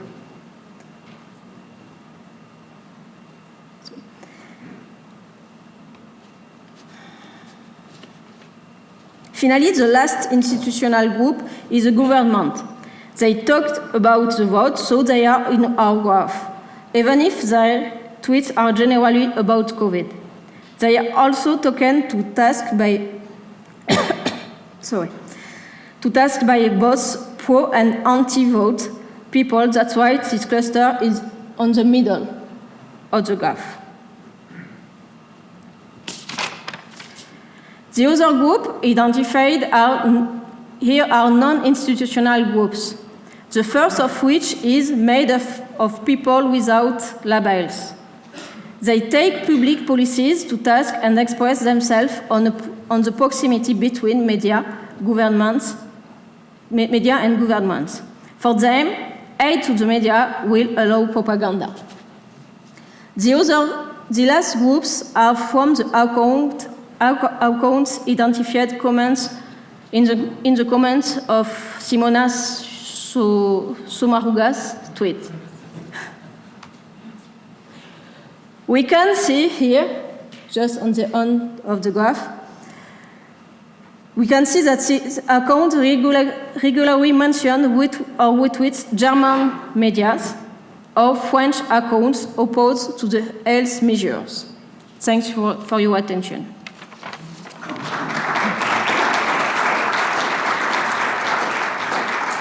Merci, thank you very much. That was Nicolas Asper and Lucie Loubert. Thank you.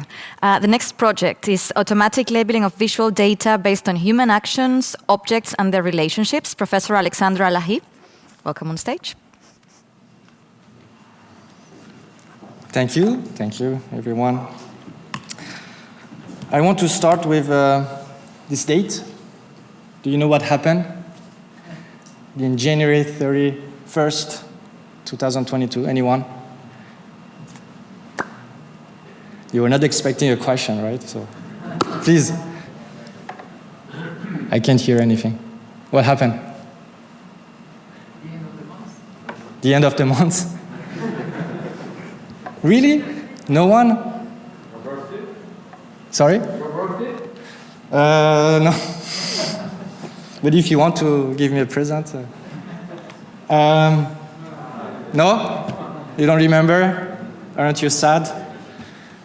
So yes, so Nadal won. And if you're a journalist, you want to do a story, you might want to basically find all the images of Nadal who won a Grand Slam over the past, well, now it's he won 21 Grand Slam.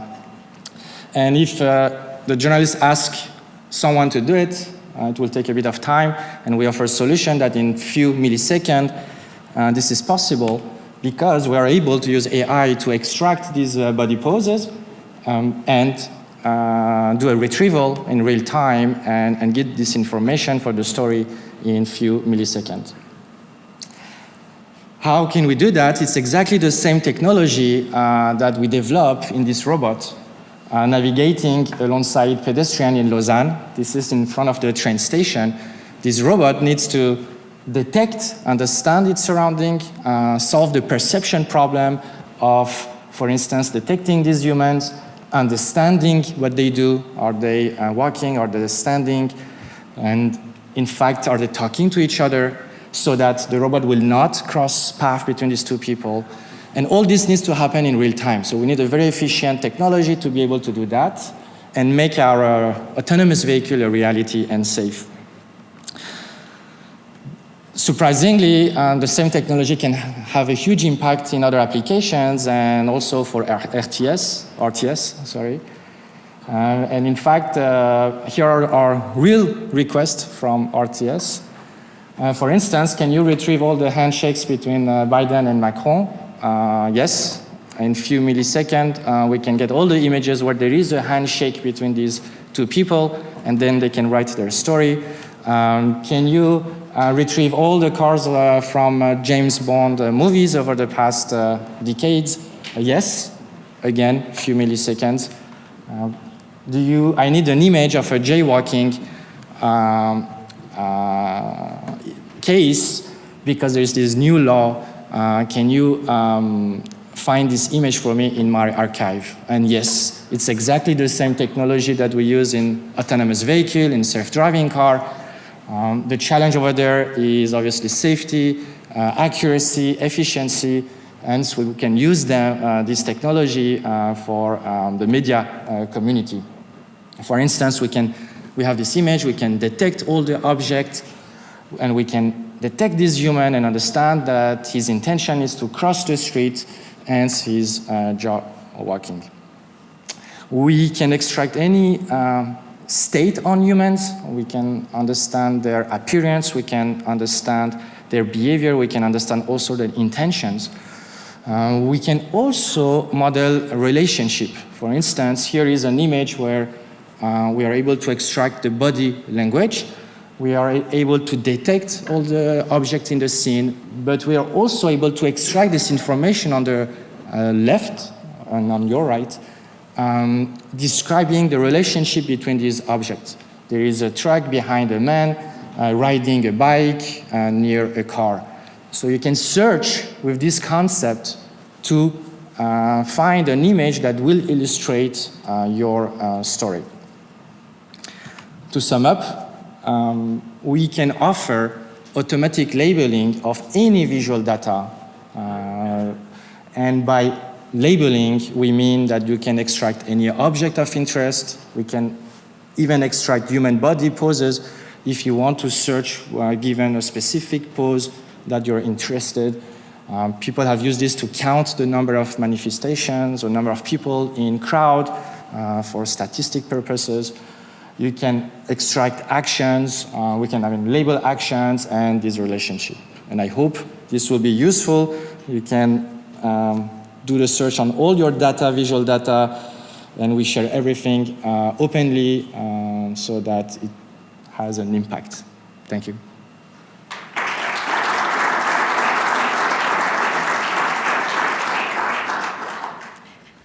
Thank you. And we're now going to hear from Agathe Chevalier, Compass Sciences 2.0. The floor is yours.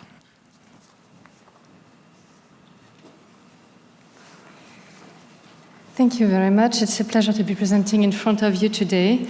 Our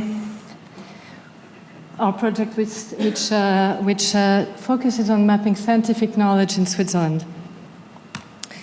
So to give you first a little bit of background, we created 9 years ago as a collaboration between Le Triangle Azur and the universities of Geneva, Lausanne and Neuchâtel and Radio-Télévision Suisse, the website that is called Avis d'Experts. Avis d'Experts aims to gather all the interventions of scientists in Western Switzerland when they speak at RTS. And as you can see, 9 years later, we have over 13,000 videos and audios of over 3,300 experts, which means it's a testimony to the incredible commitment of journalists and scientists to transfer information to the general public. And we have 34 partner institutions, which are all the higher level institutions of knowledge in Western Switzerland. The question I had with this, that I managed this website, but the question I had, how can we make it more useful for journalists to find the right expert at the right time on the right topic? Because the question is, when you search in Avis d'Experts, for instance, for climate, you get 500 videos, 80 different experts. How do you know who is the right one? So we needed a map and a compass, and the first work we did with, thanks to IMI from in 2020 and 21, was Compascience 1.0, and it's a semantic mapping tool connecting knowledge, experts, and media content. So what you're seeing here is a semantic map of Avis d'Experts with the word climate. And you can access this, you can also play within the map, and you can also know who is talking about it on the French TV and radio at RTS. And not only that, here you have the names of the people in purple, but you can also know what their specific research field is, or at least a specific area in which they talk on TV and radio. You know exactly if this person is talking about climate change, which is the keyword here, from a political point of view, an economical point of view, or a general scientific impact of climate point of view. And of course, you can also access media content directly. So here what you have is all the topics that were covered in RTS, and you can click the link, and you can listen to the video or to the audio, and you can sort this information any which way that might be convenient for you, either by data, by number of occurrences, by the name of the person, by the name of the institution, by the gender balance to ensure that you're at the right gender balance, which is a recurrent worry for journalists, and also by the TV show or radio that's concerned. So from that, we wanted to go further, of course, and thanks to IMI again, we could go for a second project, which is Compascience 2.0, and which had a threefold goal.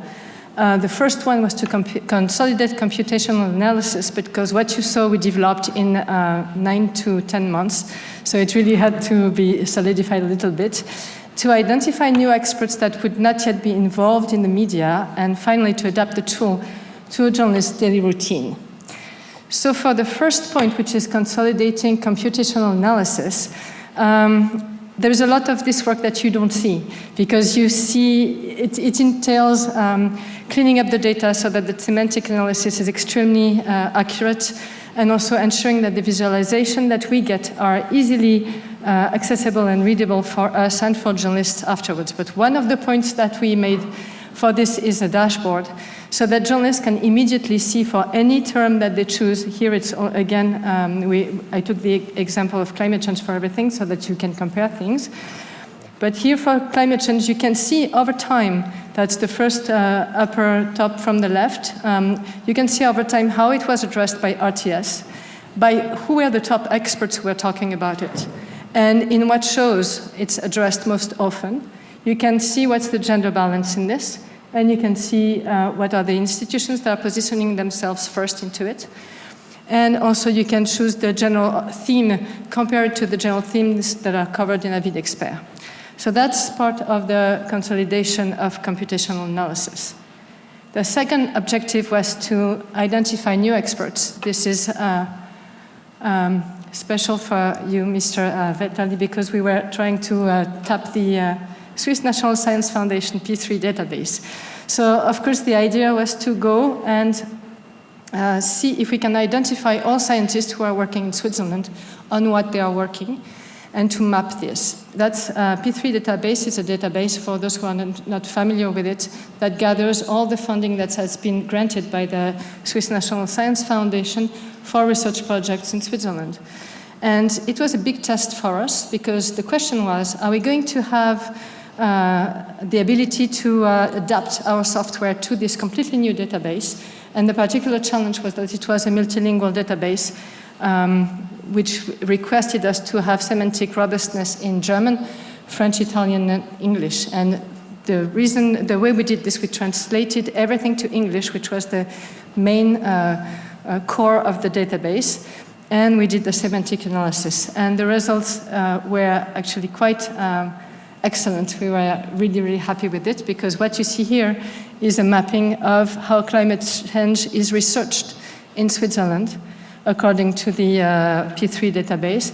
And of course, as you saw before, you can have the experts who are talking about it here on the column number on your right. And you can again access the data directly by going into, either you click on the link and you get the request itself, or you can sort it again by researcher, by institution. And we are still adjusting this so that you can sort it also with more parameters than are actually available. And the third point was to identify, was to adapt the tool to journalists' daily routine. So we are currently doing this by doing an in-depth analysis with RTS. So one part is quantitative analysis. There is a question that is currently going on all through RTS to see how journalists and other people involved with gathering information and finding experts are working. The second is qualitative analysis. We're doing in-depth shadowing. We're following actually researchers day by day in 4 shows, 2 on the radio, 2 on TV, to see how they interact with each other, how they gather information, and what are their way of behaving, so that the third element can come into application, which is how we adapt the tool to the context of the journalist, so that it's very smooth and not a hindrance or something else that they have to do. And of course, one of the first steps was to make it responsive. So you can have it on tablet, you can have it on the cell phone, which is the journalist's favorite tool, and you can also, it's touch responsive, so you can play on the screens and things like this. And finally, we will insert all these elements into Avis d'Expert so that we can provide this to the journalists. So the conclusion is that Compascience 2.0 is a robust, effective tool to map any large enough semantic database in multiple languages with strategic search or analysis for efficient decision making.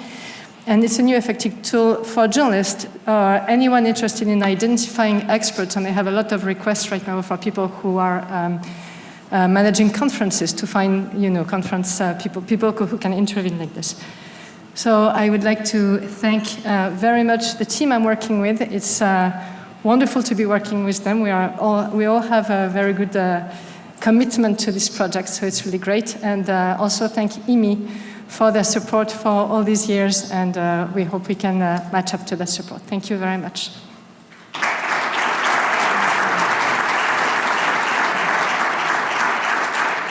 Thank you. This is clearly, I hope you'll agree with me, it's clearly impressive work, all of the projects that we've seen, and congratulations to all of the teams and also to the stakeholders supporting these innovative projects. We have 3 more projects to hear about. The next one is Passage, subtitling of Swiss German into Standard German, Professor Pierrette Bouillon.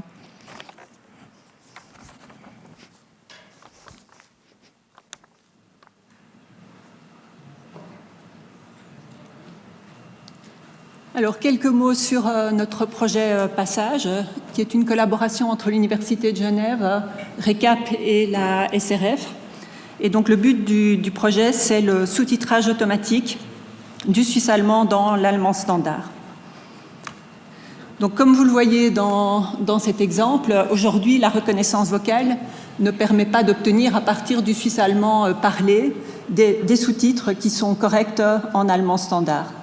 Et donc, le but de notre projet, c'est d'ajouter une étape dans ce processus de sous-titrage pour traduire automatiquement le résultat de la reconnaissance vocale, qui est donc un allemand incorrect, dans des sous-titres corrects en allemand standard. Donc, la traduction automatique a plusieurs objectifs et peut être utilisée à différentes fins. Donc la première, c'est d'enlever toutes les marques dialectales. Par exemple, l'ordre des mots est différent en suisse-allemand et en allemand, comme vous le voyez dans cet exemple. On veut aussi enlever toutes les marques d'oralité qui sont très fréquentes dans les discours oraux, notamment toutes les disfluences. On veut aussi corriger autant que possible les fautes de reconnaissance vocale, par exemple toutes les fautes qui sont liées aux homophones. Et finalement, on pourrait aussi utiliser la traduction automatique pour condenser le texte, le sous-titre, simplifier et aussi suivre les normes de sous-titrage, par exemple pour les chiffres, comme dans ce dernier exemple. Donc le projet comprend 3 grandes étapes.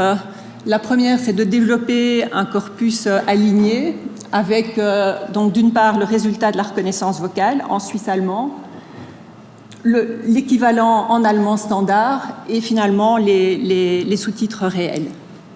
Ensuite, donc, on va utiliser ces corpus pour entraîner des systèmes de traduction automatique, donc pour passer de la reconnaissance vocale aux sous-titres en allemand standard.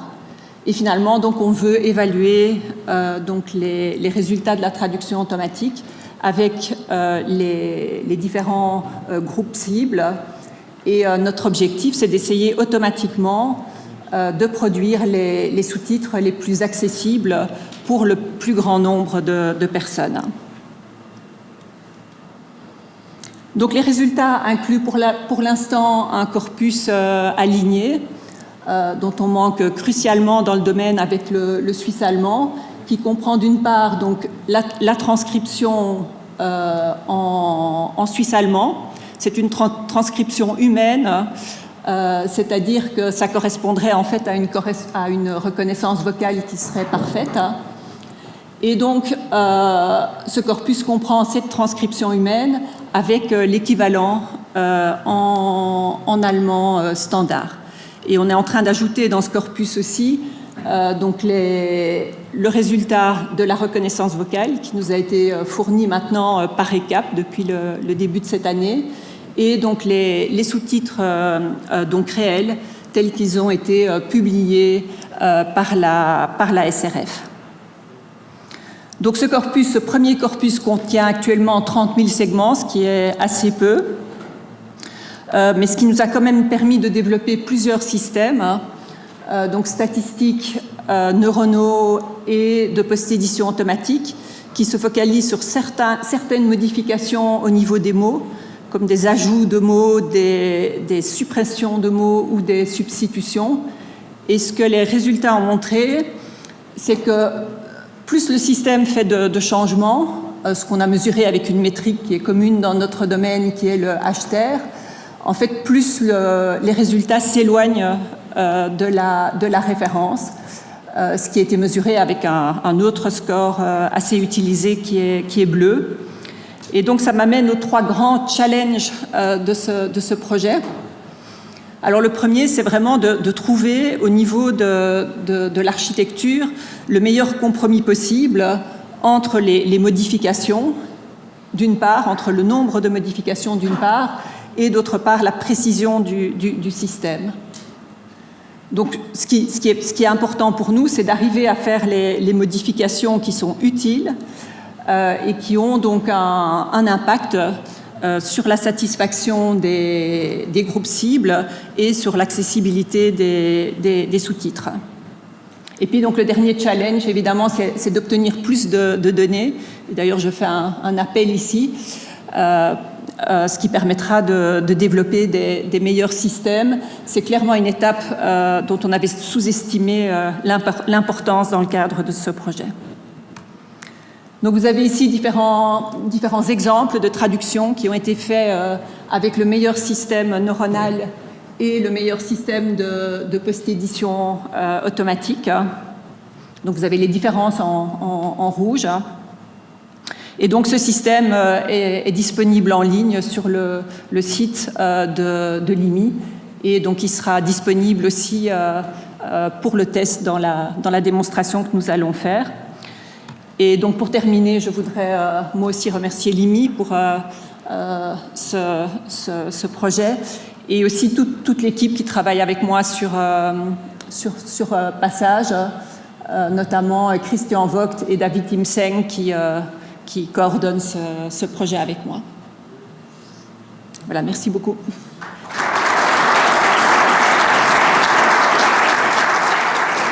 Merci, and I must say, obviously it's very impressive the work that has been done, but it's also impressive to us to summarize in 5 minutes the huge amounts of work that have been put into this project. So thank you also for that effort. We have 2 more projects to hear from. Personalized recommendation from polarization to discovery is the next one.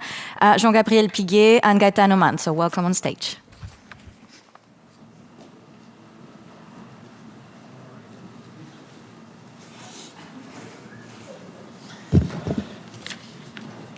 Hello, good evening, everyone. So I am Jean-Gabriel Piguet, an ethicist and political scientist, and I'm here to present you a joint project that brings together HESSO Valais-Wallis and SSR. Well, the problem of filter bubbles and personalized recommendations is rather well known now. We heard a lot about it during the last 2 elections in the US. But did you realize that filter bubbles were not only related to misinformation? As a matter of fact, an algorithm on a streaming platform that would recommend only a content that is the most popular would largely contribute to society's division. It may be as dangerous in the long term as misinformation. You might ask, isn't it what all personalized recommendation systems do? Build bubbles to satisfy users' preferences? Our project intends to demonstrate the opposite on the PlaySwiss streaming platform. As a public service, the aim of PlaySwiss is to promote Swiss cultural and linguistic diversity. As a public service, it has no business model that will compel him to suggest to the user only what catches his eyes the most immediately. It can run the risk of recommending a type of content to the user that he will not have thought of by himself. Content in another language or on a subject that is not considered much in his cultural group. Content that can arouse its curiosity and sense of discovery. So let us see let us see how we can do that with Gaetano. So let's dive in a bit in the technical part. It will be a bit interactive, this presentation. So getting separated to get united. I swear it's not a political debate, but it's more a way to explain an AI branch, particularly unsupervised machine learning, called clustering. So what we want to do here is really to understand if there are some groups, understand if there are some threads. So, for instance, we can take features or characteristics that group people together. In this case, an example is people that chosen to watch a specific item in French, German, Italian, and Romansh. And I'm not from Switzerland, but beauty of Switzerland is this diversity that you can actually shape what the system output into geographically shapes. So you can actually understand the border of these groups. But for the system, for the recommendation system, these are just groups of people putting together because they have common characteristics. So here the interacting part. We want to understand how these clusters, these groups, they communicate to each other, they link to each other. So from the public, I will suggest, do you have any suggestion? If so, too shy? Okay, I will give you the rest. So for instance, we can understand what are the most relevant items in each cluster. Relevant, it means everything and nothing. Maybe it's the most popular, but something really old is probably the most popular. Or maybe it's the one that in a shorter times got really popular. So there are several thresholds that you must select and leverage on. Once that you do this, for instance here from the French part, the German part, and the Italian part, you try to understand what are the common features that related this content together. In this case, there is an example of a talent show, so it can be a music talent show, dancing talent show. Once that we understand this feature among the contents, we need to select a specific target inside the cluster. So from a big, huge cluster, which was the old Switzerland, we slowly going to target a specific audience. And once that we do this, we try to understand what are actually the interaction among the clusters. As explained by my colleague, we really aim for openness and diversity. This is a cultural mix. So how we do this? First, we need to address and understand the implicit feature. There are some explicit features that are coming from the platform, but there are many that you must estimate. For instance, from the watching time of a specific content of a specific user, you can understand if the user actually liked or ate a specific item. And this is just an example of the rating evaluation. The second step is actually clustering. Previously, we saw users getting together because they have chosen to watch a specific content in a specific language. But also the weekday or the weekend day, it can have a huge effect on the recommendation system. And finally, we develop and create our hybrid architecture, item collaborative filtering. Item filtering, same content. Comedy, I will suggest user comedy content. Collaborative, it's really important to understand also people that love comedy, what actually love. So in this way, you create a relation between contents that it's not related to the contents, but it's to create to the user that watch that content. So I gave you a brief overview of our project, and I will be pleased to continue this discussion at the stand. So see you there. Thank you.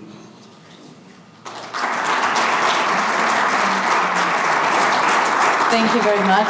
Thank you. And one last project, the Holmenkollen project by Adam Schofield, who's welcome to join on stage.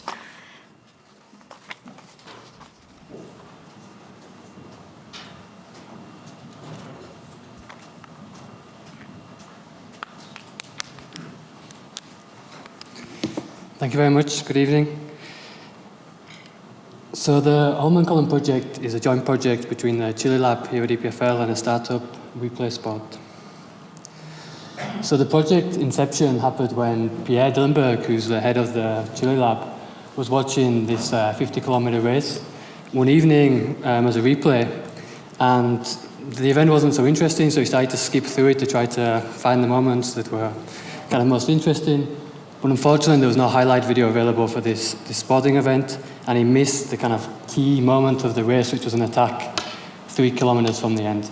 And this started to make him think about the kind of possibilities for a better user interface for a video player that would allow people to more efficiently navigate sports videos. At the same time, I was incorporating a startup, We Play Sport. So my background covers sport as a former athlete and also technology as a researcher in signal processing and machine learning. And I started to wonder if we can use digital tools to allow anybody to relive their sporting events. And so it quickly became clear that the hardware is not the limiting factor. Now there are very cheap cameras that are very high quality that are available, but actually making something useful out of this video content, if you capture it, is the real challenge. So what We Play Sport does is it allows our customers to record their sports matches. These can be very recreational events like kids' soccer matches, using very cheap cameras like smartphones they already have. These videos stream to our servers where we run some algorithms, and then they can watch back these videos either as a live stream on our app, but they can also, more interestingly, see automatically generated highlights that can be personalized to focus on, for example, a player. And we're also building statistics. So, for example, we can see this player ran 5 kilometers or had 5 shots and scored 2 goals. So you can think of We Play Sport as really the Strava for ball sports. So back to the IMI project. So the Chile Lab and We Play Sport came together with this idea to build a sports video replayer that uses AI as the data source for this. And we had this kind of observation that if you use AI to replace the post-processing, you're no longer restricted to kind of 1 or 2 fixed highlight videos, that every user gets the same experience, but you can actually really personalize the experience to the user. So, for example, in We Play Sports case, often we're doing highlight videos for parents who only want to see their child. And in Pierre's case, we can create an adaptive video player where you can re-watch this cross-country skiing event, but navigate through it much more efficiently to find interesting moments. So in the interest of time, I'm just going to very quickly give one example of the things we've been doing over the last months. So this is a very researchy video player we put together to do user studies. And so you can see it as a standard video. It also has some additional enhancements such as a timeline and some graphs, and these are interactive with the video player. So you can navigate through these additional enhancements. So as you interact with them, it navigates through the video. And we wanted to investigate if these features are really useful for a user in terms of video search. So we designed a user study. We asked a whole bunch of questions. I've just kind of pulled out 3 here as examples. So this was the final of an Olympic basketball event. And we asked, was this a close game with the lead changing many times during the match? When was the bronze medal award ceremony during this video? And was there a standout player in the US team? So this is kind of really video search type questions. And we had 3 video players available to the participants. So each participant got 1 player. One with all the enhancements, one video player with all the enhancements, one video player with no enhancements, so basically a YouTube style thing, and something in the middle. And what we found is that the accuracy of the responses and also the time to give the response was really much better with these enhancements. So we can argue about this if this is an engaging experience for a user, but in terms of usability and ability to search content, it really looks like these additional enhancements can bring a lot of value. So just to conclude, what we believe is that if we get to this stage where we have cheap AI post-production that exceeds human performance, that's going to enable personalized and very adaptive video experiences for all sports events. And we believe that the user interface of that is really key. So that's what we're really putting together and building, this combination of AI and then a user interface that's designed for that. And I look forward to showing you the final results, hopefully in several months' time. So thanks to the people working on the project and the IMI for the support. Thank you.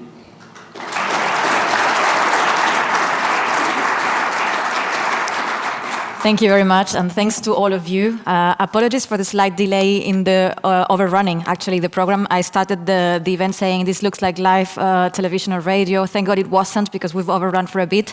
But hopefully this was, I'm sure, this was worth your extra minutes of time. A lot of richful and interesting insights after all of these presentations. Now I'm going to ask Munir Krishan to join me on stage for the very final remarks, and particularly in thanking all of you, both here on site and online, for joining us. Munir? Thank you. I'll be really brief. What I'd like to say is really thank you. Thank you for being here, sharing this moment with us. For those in the room, we'll move to demo.